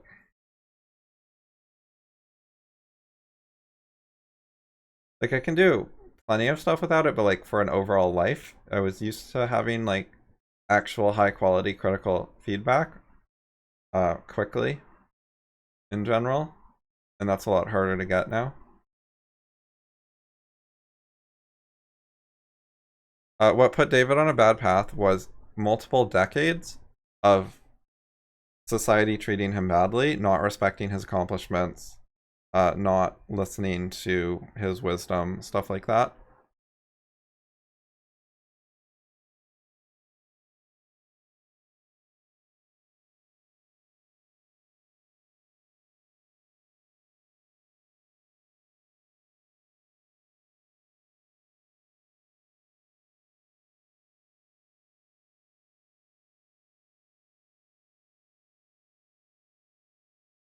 I think that David was already dying when I met him, and my energy sustained him for an extra like decade.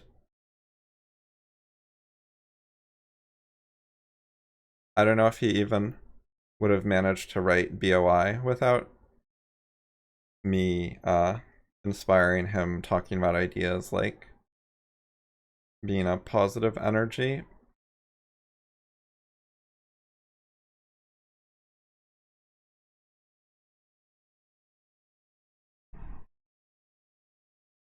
Like it's helpful to have people who are actually interested in things and learning things and asking questions and coming up with ideas.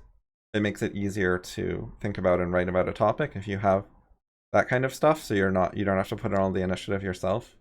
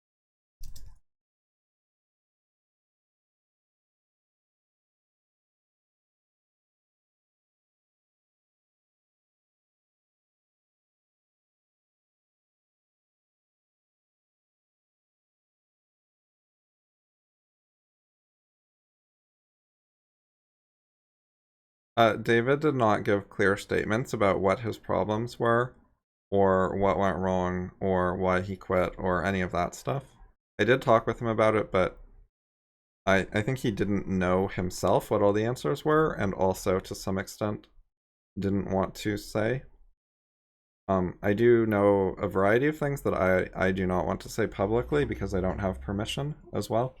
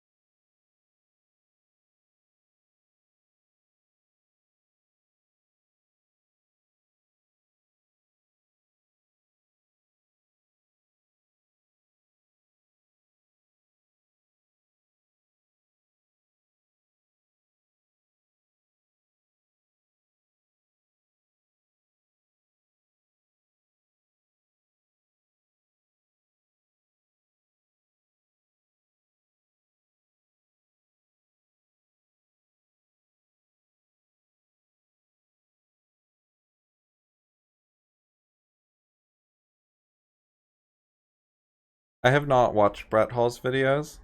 Um, he used to post to FI and to the FOR list. His posts were never great. They were mediocre at best, and they were sometimes hostile. And then he quit, and now he hates me and is intentionally mean to me. So I don't expect him to improve. I assume he's gotten worse, not better.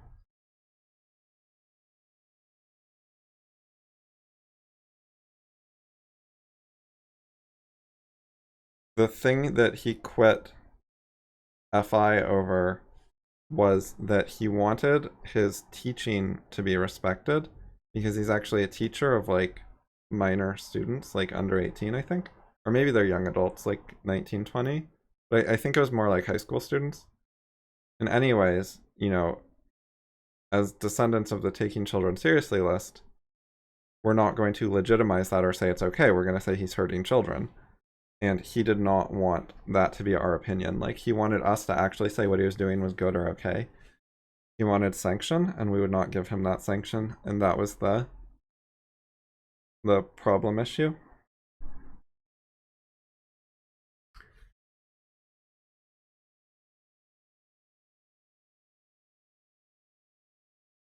Red Hall is just a former FI and other discussion group poster. He is on Twitter now as one of the people who sometimes tweets with David Deutsch and Luli Tannett and several other people.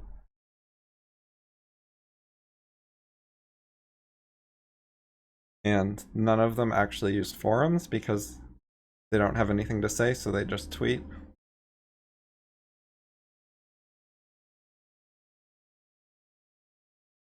Oh yeah, and Brett plagiarized me as well. He posted on Twitter some like it was sort of a fucked up version of one of my ideas, but it was like recognizable enough, and he would not give credit, and he was a total asshole about it.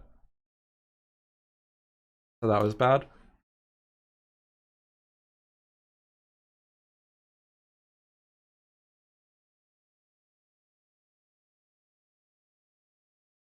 Also,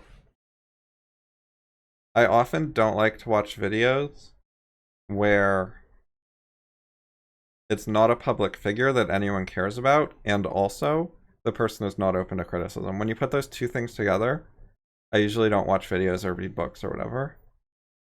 Because if I'm gonna criticize something, I don't want to like watch it uncritically, and I don't want to criticize something that no one cares about.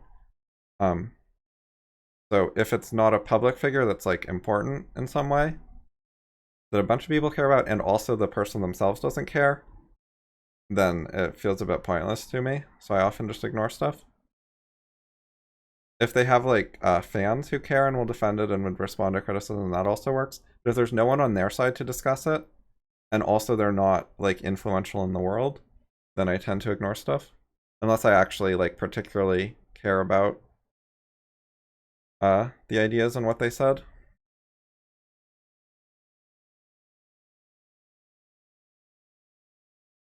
David, that recommendation was dishonest and he knows it. He knows that I understand BOI much better than they do. That was David's own opinion, like while he was writing BOI. There's a reason that I was the owner of the BOI forum and the BOI website, and that he put the word especially in front of my name in the acknowledgements, but not in front of Alan's name. And Brett is not even in the acknowledgements.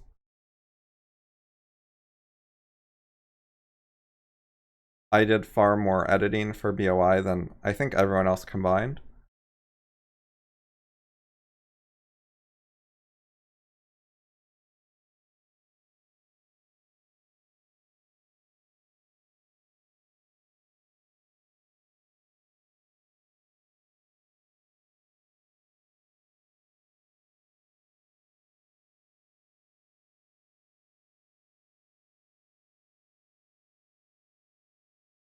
Okay, I don't know what article you're referring to.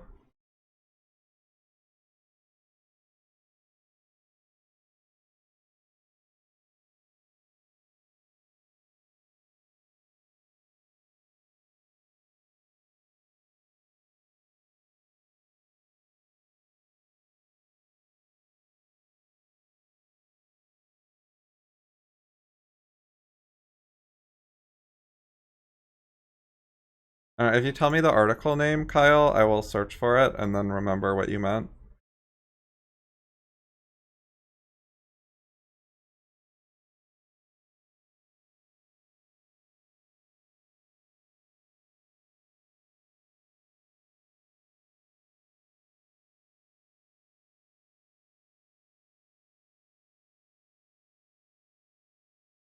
Here's Here's Brad Hall. I'll give one video link and then you can find his channel from this if you want to see. Oh yeah, he fucking uses like face cam instead of screencasting. Does he like read quotes out or something? Like I literally don't see him putting any of the text from BOI on screen during this video. You're just looking at Brett the whole time, like what the fuck? If you're gonna analyze the book, you should put the book on screen.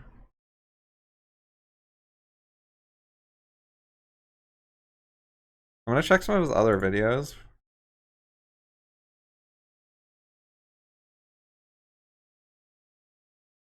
Like, does he quote the book at all while he's trying to explain it? Of being. It's amazing. Hours to read.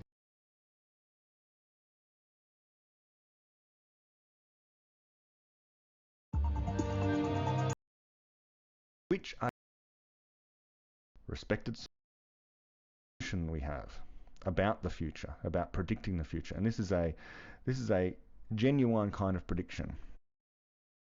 It says some reading and remarks. Maybe he reads some of the book out loud, which is a terrible way to present it. I mean, you could do both text and reading, but reading only is not a good way to get a book across that's such a precise book. Like it's David's careful with his wordings and the text is valuable. Oh,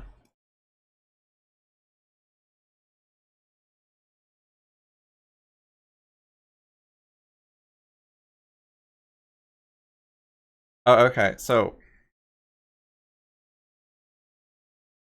it's better not to fight your culture, but if you're already homosexual, it's hard to change. So it would be like way too much work to change. So just leave it alone. Oh, this is from 2016. Okay, so when I said it's not hard to change in this sentence, what I meant is it's not inherently hard to change. Like in theory, it shouldn't be that hard to change. However, in practice, like living in our culture and not being top 10 philosopher in the world, it is extremely hard to change. because people are bad at changing things. Like, it's a lack of skill, but nevertheless, relative to one's skill level, it's very hard to change. So, and also, I don't know how big the benefits are from being heterosexual. Like, I think if you could just arbitrarily pick one, being heterosexual is better. It's more convenient in various ways. But I don't know how big a deal it really is. There are definitely, like, some aspects of gay culture that are, like, optional that I think are quite bad.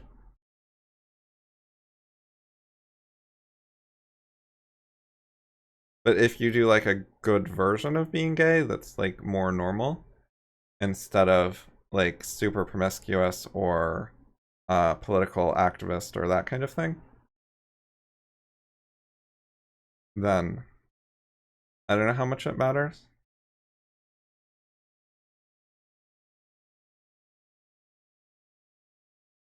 Yeah, I do not think it's demonic possession. It's just something, I mean, it seems to be, for a lot of people, something to do with gender roles got, like, confused at a young age. But only partially. Like, it's not all of gender roles got confused, it's just some aspect of it.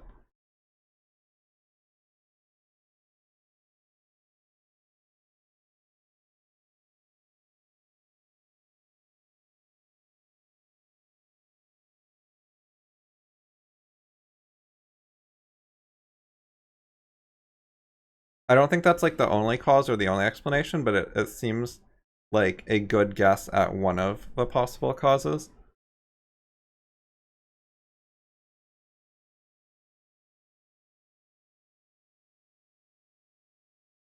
So in that case, it's not demons, but ideas, like culturally learned stuff about what role to have in society and life, how to deal with people, etc.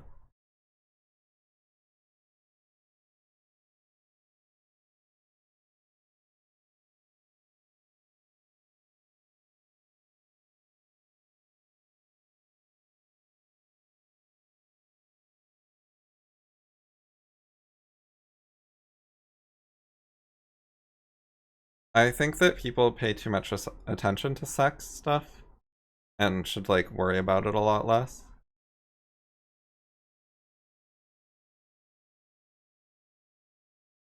There's also a very important question with this kind of thing is, like, do you have a sort of stable setup life that you're reasonably happy with? Because if your sex life is already, like, established and going okay, then if it's not broken, don't fix it. Whereas if you had some major problem or something, then you could consider possible changes. And I don't think that being gay is, like, inherently immoral or something, like, in the way people normally mean. Like, I don't think there's something, like, bad about it. I just think that our culture is more oriented towards being heterosexual. Like, there's more ideas to help heterosexuals, there's more respect for heterosexuals, and so on. So everything else being equal, it's more convenient to be heterosexual. I think sex is not that important because it's not very intellectual, is the short answer. It's sort of like playing frisbee or sports, where it's not that intellectual and it's not super important. People say sex is super fun, but I think a lot of that is just basically indoctrination. Like, I don't think it's the physical sensations, literally, that they find so fun. I think it's the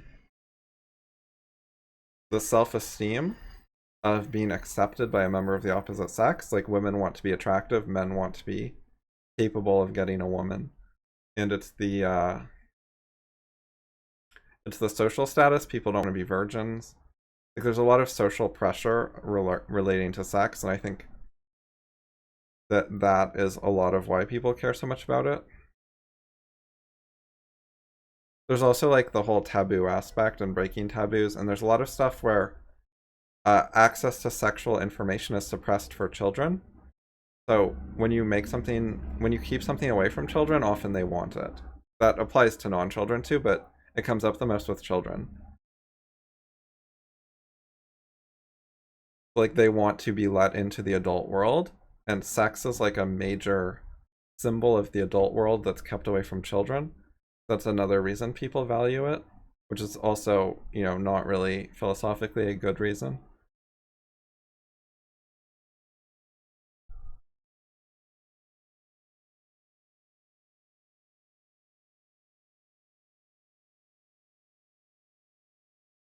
So people leave over disagreements all the time, and whether there was hostility, it's like debatable. I mean, you could say there's hostility towards the idea that certain actions do not hurt children, because that is defending hurting children. But that's different than hostility towards Brett. Like it's hostility towards certain ideas and uh treatments of children and stuff like that. So if you differentiate that, then I don't know if there's hostility towards Brett. But I think Brett himself got hostile. Like he did not like that criticism. And he wanted certain control over what other people thought and said. And of course disagreements shouldn't lead to someone leaving, but people are irrational. People make bad decisions, get mad, etc. all the time. So it's not surprising that someone could leave without a, legitimate reason. They could leave for a bad reason because they're dumb or mean or whatever.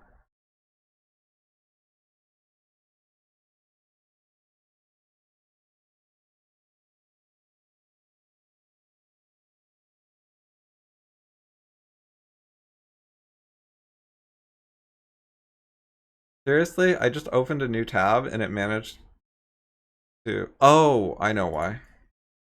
It's like a redirect link because I copied it from chat.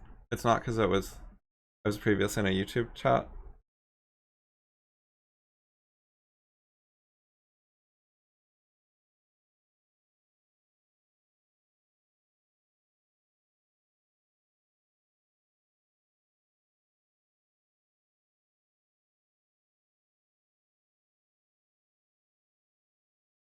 That looks like a fancy restaurant.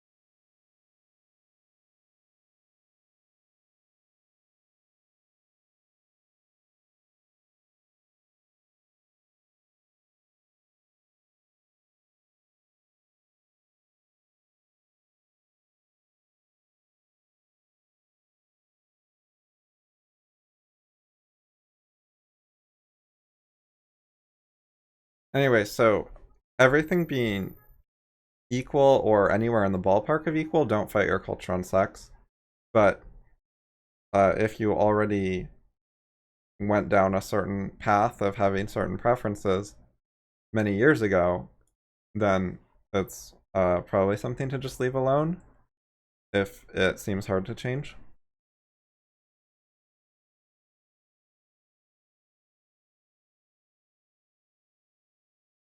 This was like somewhat abstract commentary and somewhat like theme based. So I wouldn't worry about it too much.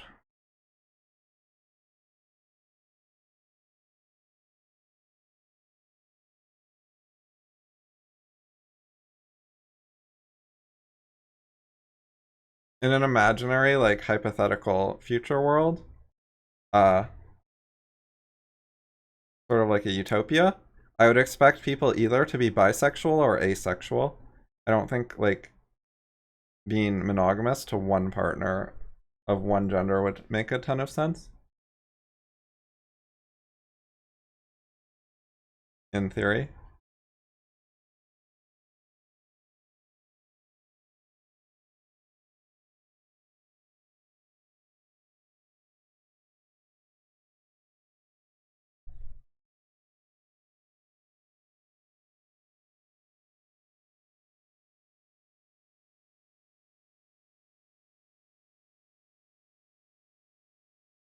Why what? I don't know if you're talking to Justin or me.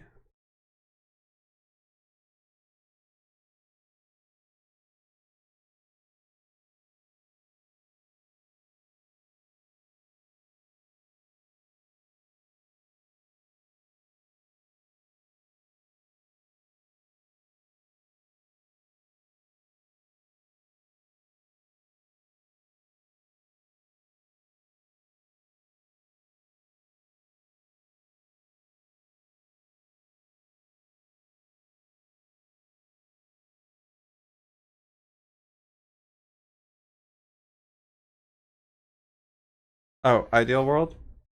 Uh, well, either sex is good or sex is not good. So if sex is not good, then asexual would make sense, in general. And if sex is good, then why not be bisexual? Like, if sex adds something to relationships with people, then you should have that as an option with like all people, not just people of a particular gender. Like, you shouldn't be biased about gender.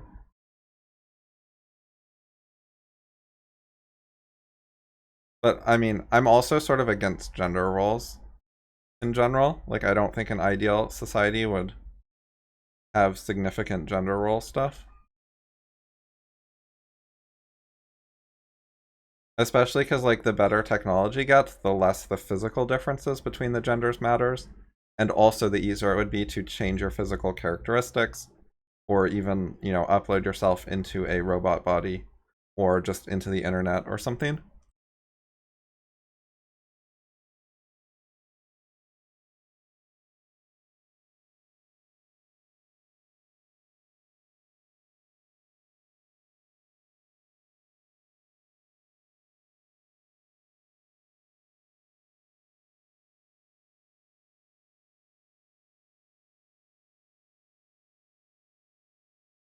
I think that sex is to a significant extent like a bonding ritual, sort of like um what they do at churches, like I think it's Catholic, where they eat the body of Christ, like they drink some wine and eat a cracker or something.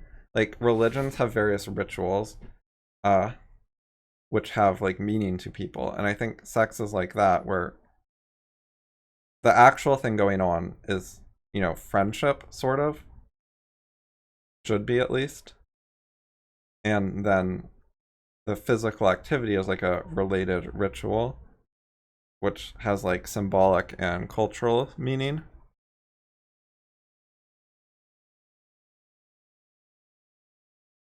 Mess with our minds in terms of uploading, yes.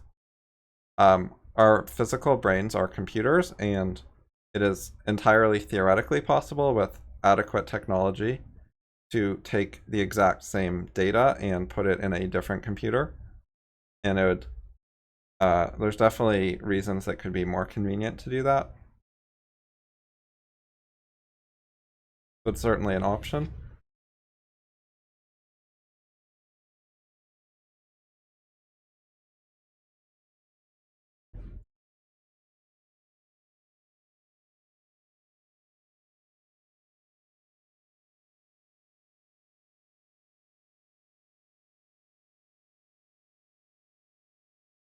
Justin, I imagine you linked that because of the chat with Dennis like a month or two ago, where he was like being braggy and being snobbish about KFC and talking about the restaurant he likes.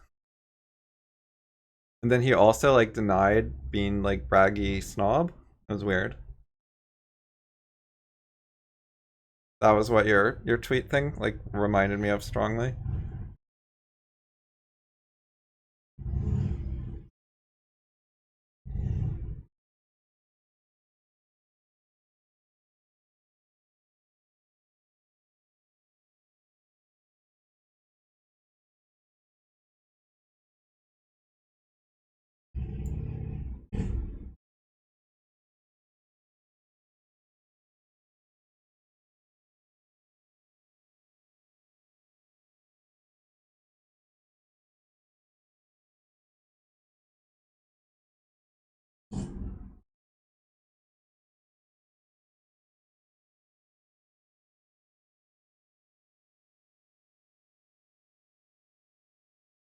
I don't know which transportation problem you're talking about, but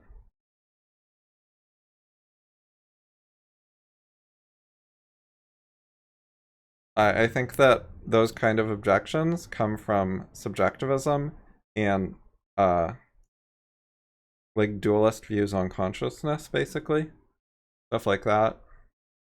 I'm not sympathetic to those kind of viewpoints. Rather than just very materialist, like our brain is a computer, it's running software, it's in a current configuration with various data and memory, and the identical computations could be run on a different computer with the identical data, in theory, with adequate technology.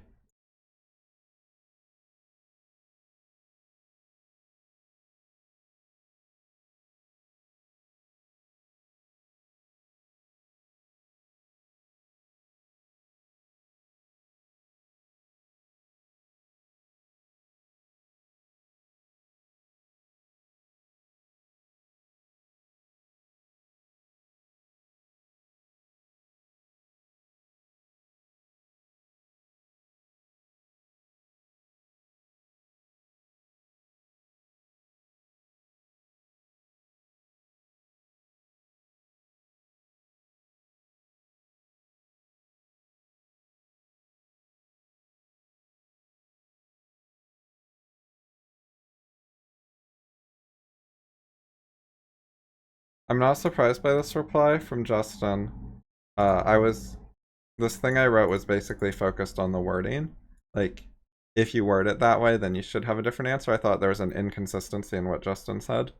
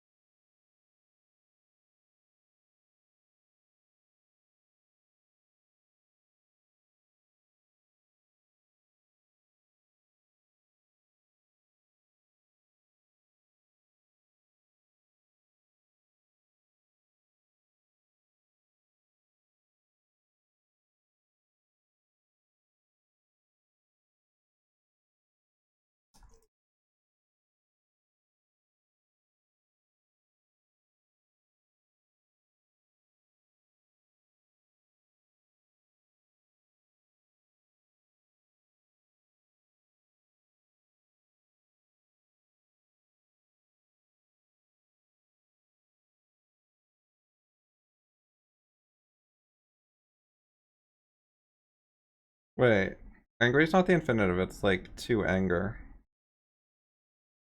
I'll just use a different example.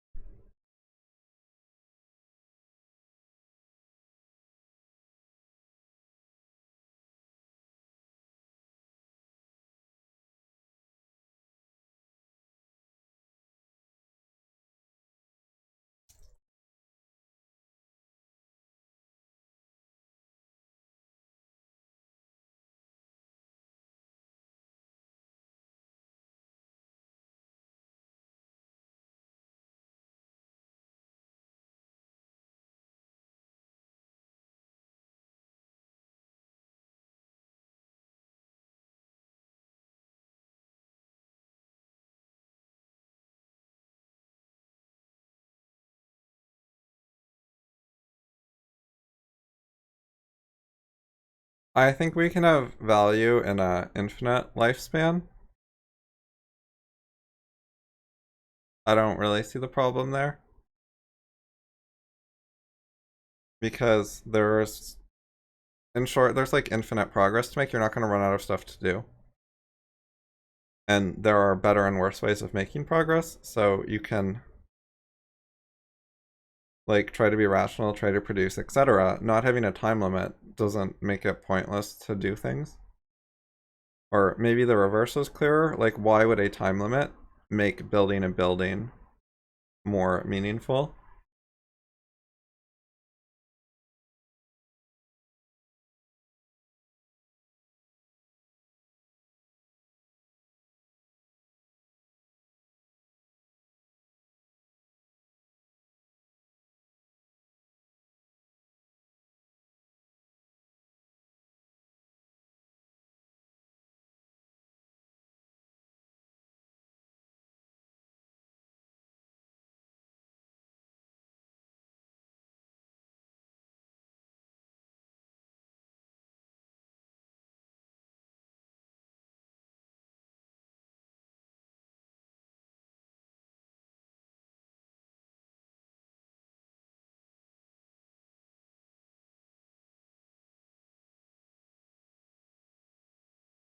Zhao, I think that the atomic disintegration would be a completely painless death, and I think it would be reasonable if you didn't mind, because you know that you will be cloned at a different place. But also, you could get the technology good enough that it's reliable, and you don't need to stay alive to like double check, verify. It still wouldn't quite be 100% reliable, but you would have like backups anyways. So if you died in a teleportation accident, you would just get restored from your monthly backup or whatever, so it wouldn't be the end of the world. So you could take that risk.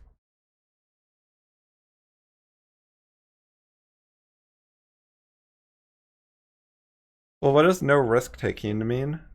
Like, if once you get once you're backed up on different hard drives on different planets and stuff like that, you can take like a lot of risks in various ways because if something goes wrong, you can just be restored.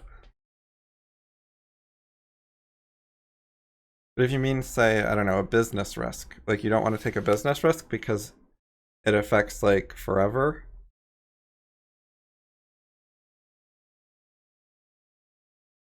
I don't know if that makes sense. Like, if you have a short amount of time to live, like a lot of people are conservative because they're like, if I start a business and it goes badly, then I don't have like that long to make up for it. Uh, so because I only get, say, 50 more years of my life for sure, I want to make sure that I have plenty of time to do stuff.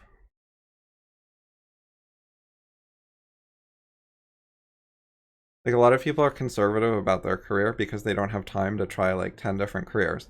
Whereas if I was going to live forever, I might be like, well, I'll try this career, and if it doesn't work, I'll just try another career, and so on and so forth until I get one I really like. Like, I don't need the first one to work out as much because I have more time.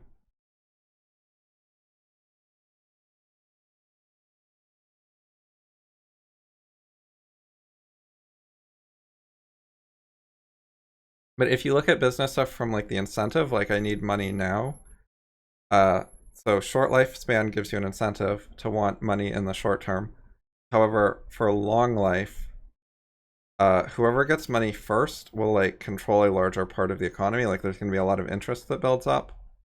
Um, they'll play a larger role in society. Like if you just wait around, other people will colonize the galaxy and whatever while you're not doing anything. So there's still like time still matters some.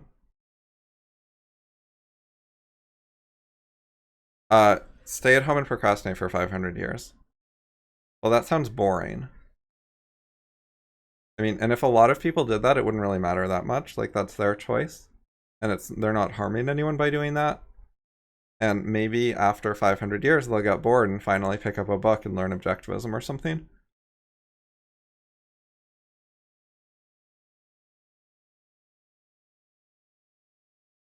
I don't think that like threatening people with death so that they're in a hurry to try to do things makes anything better.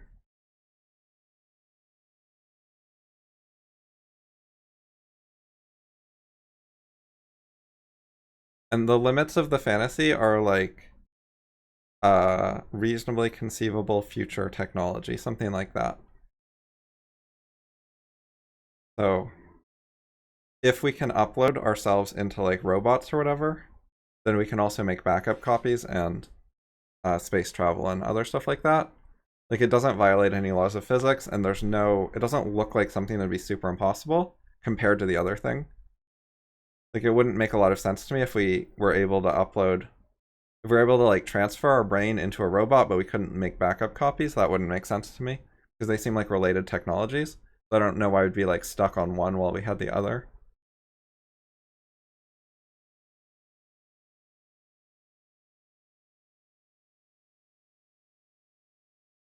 Yeah, a lot of stagnation is related to the generations, I think.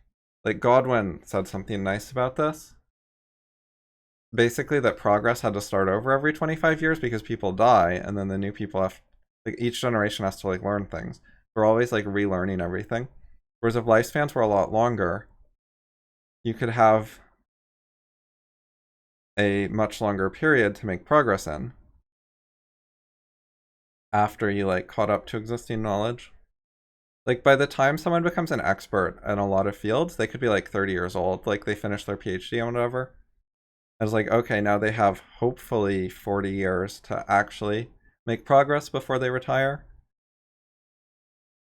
Whereas if they could live to 500, they could take their time learning stuff. They could do it slower and still have hundreds of years to actually get stuff done with all their knowledge. A lot of people like think they've gotten wiser, at least in some respects, when they're an adult than when they were a kid. Like they made a lot of mistakes as a youth, and now they know better, but they don't know how to get their kid to not make those same mistakes and repeat them.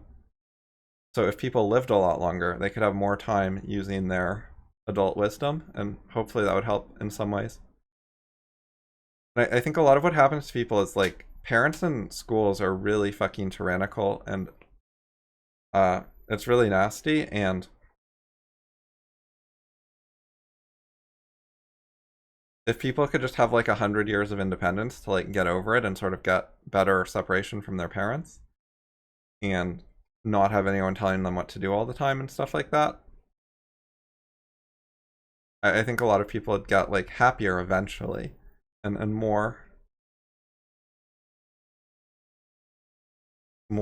able to function as a intelligent person instead of a person acting according to the scars of school and peer pressure and parenting and so on.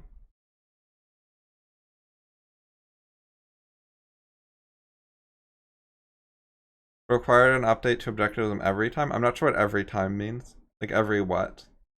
If you mean like one update to objectivism, like how do we factor in that lifespans have changed a lot, then sure. Like all sorts of philosophy and ideas would need some updating to deal with the new situation.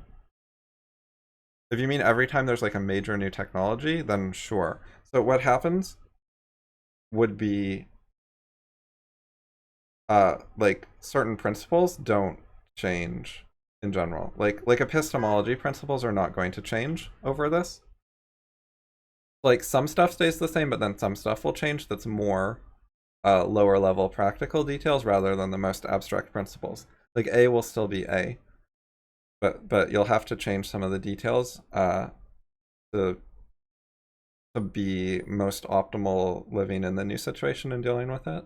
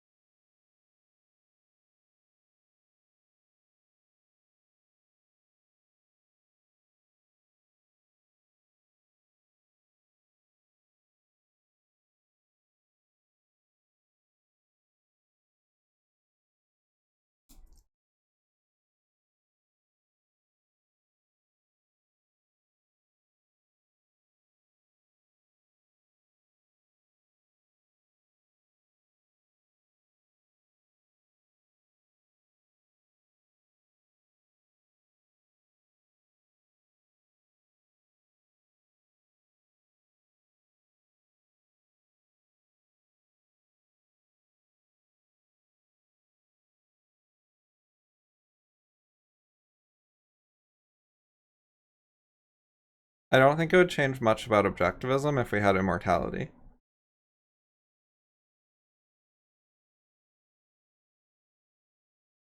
Like, I think capitalism would be essentially the same.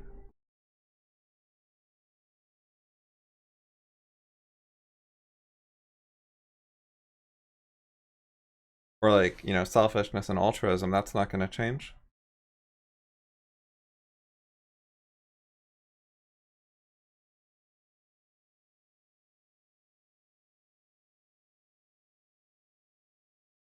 Stuff like mysticism, intrinsicism, rationalism, those things should be the same.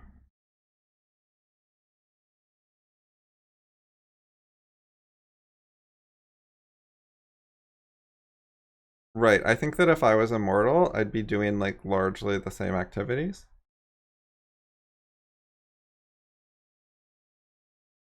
I don't know like what I would change.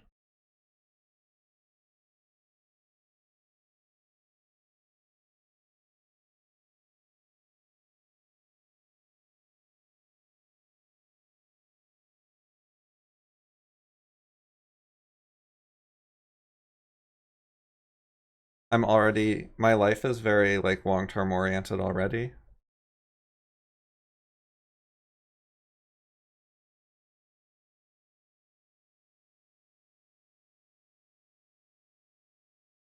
Because I work philosophy, a lot of the ideas I try to deal with are timeless. So if you're dealing with like epistemology and it's timeless, yeah, it's gonna be like the same.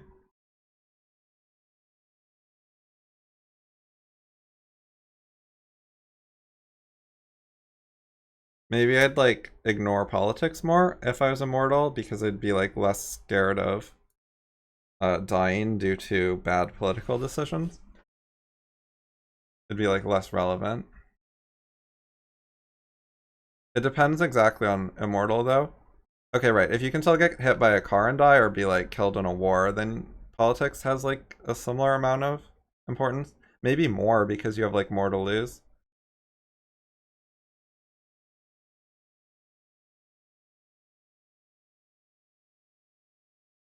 If I'm if I don't age, but I can still die, like I don't have backups, then I would be more risk averse. Like I would be more inclined to not drive places, to get more delivery, to not fly in a plane, etc.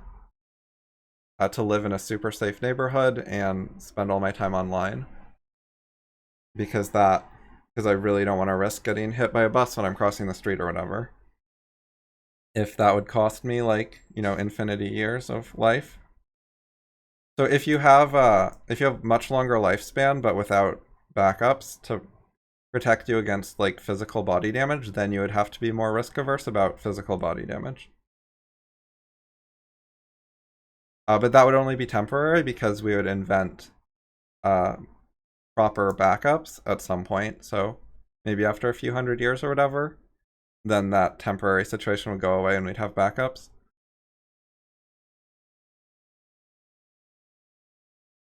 Also, even without backups, we could get much better medical technology so that, e.g., you get hit by a bus and then you get taken to the hospital and they totally repair your body and everything's fine. Like if our medical technology was good enough, then a lot of injuries and diseases that are currently a big problem would be much less of a problem. Uh, like basically, if we could repair everything besides the brain, then most injuries would not be that bad. And also, we could wear like special helmets. Maybe we'd just start wearing helmets everywhere to protect our brains. Because we could repair all the other parts of our body, just not the brain. So if you go outside, you wear a helmet, and we'd have like a much better helmet technology.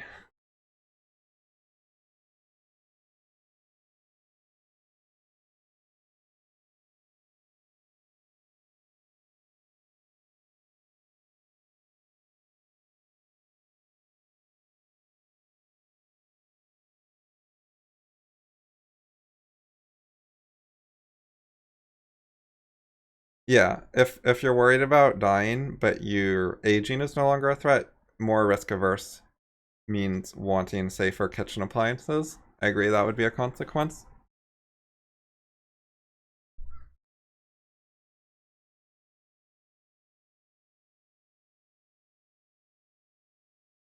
I don't know about an update to objectivism, like which parts of objectivism? Objectivism is like mostly focused on principles. So I think that largely it would just, you can take the same conceptual ideas and apply them to a different context. Like some of the standard applications would change, but that's different than changing the theory.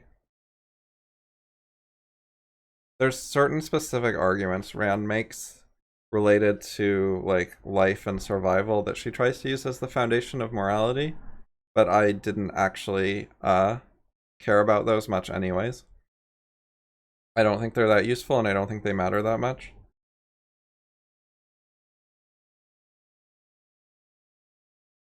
So a related issue is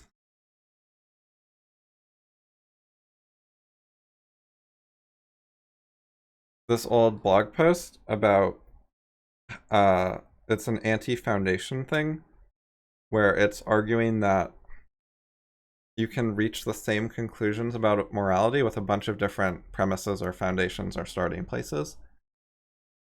So one of the ways that you can see you have a good idea is if you get to the same conclusion from a bunch of different starting points. That can be a good sign, and it can also mean that the starting points aren't that important.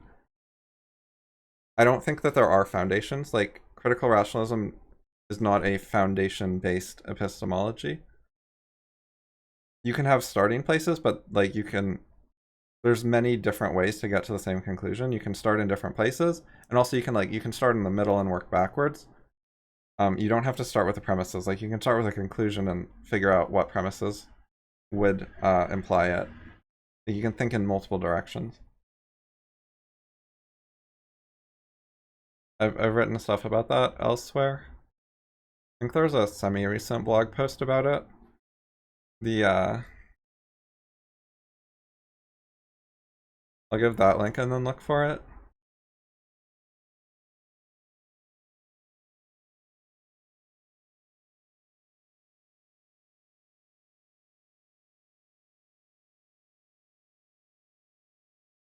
Maybe it wasn't a blog post. Let's.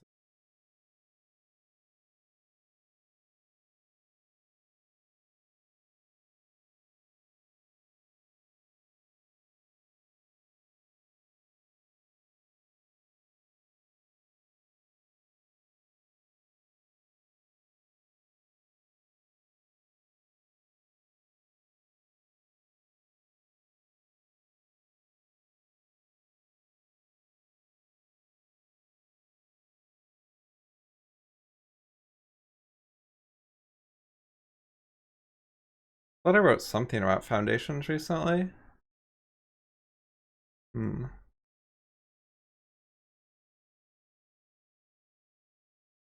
Justin, do you remember what I'm talking about? Had some epistemology debate somewhere.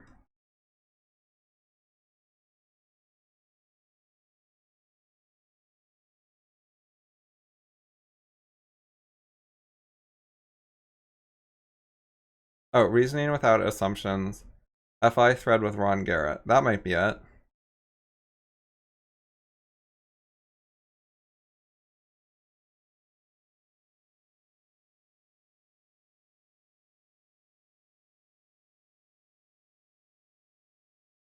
Oh, yeah, I'm like quoting. Okay, yeah, this is a very serious post. Okay, this is what I'm pretty sure this is what I wanted.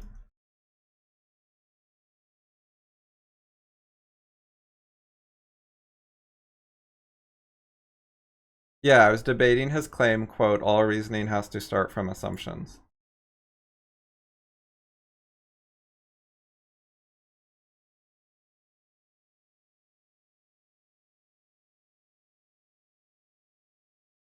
It's this guy who I was debating physics with recently.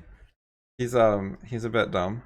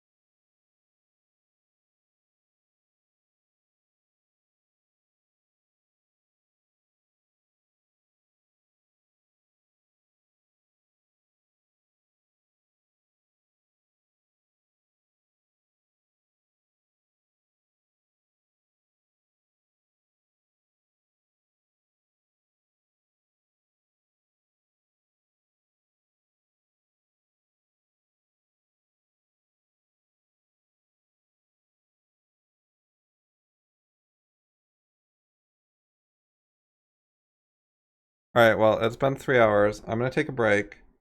I'm probably gonna try to finish this essay later. I don't know if I'll stream it or not.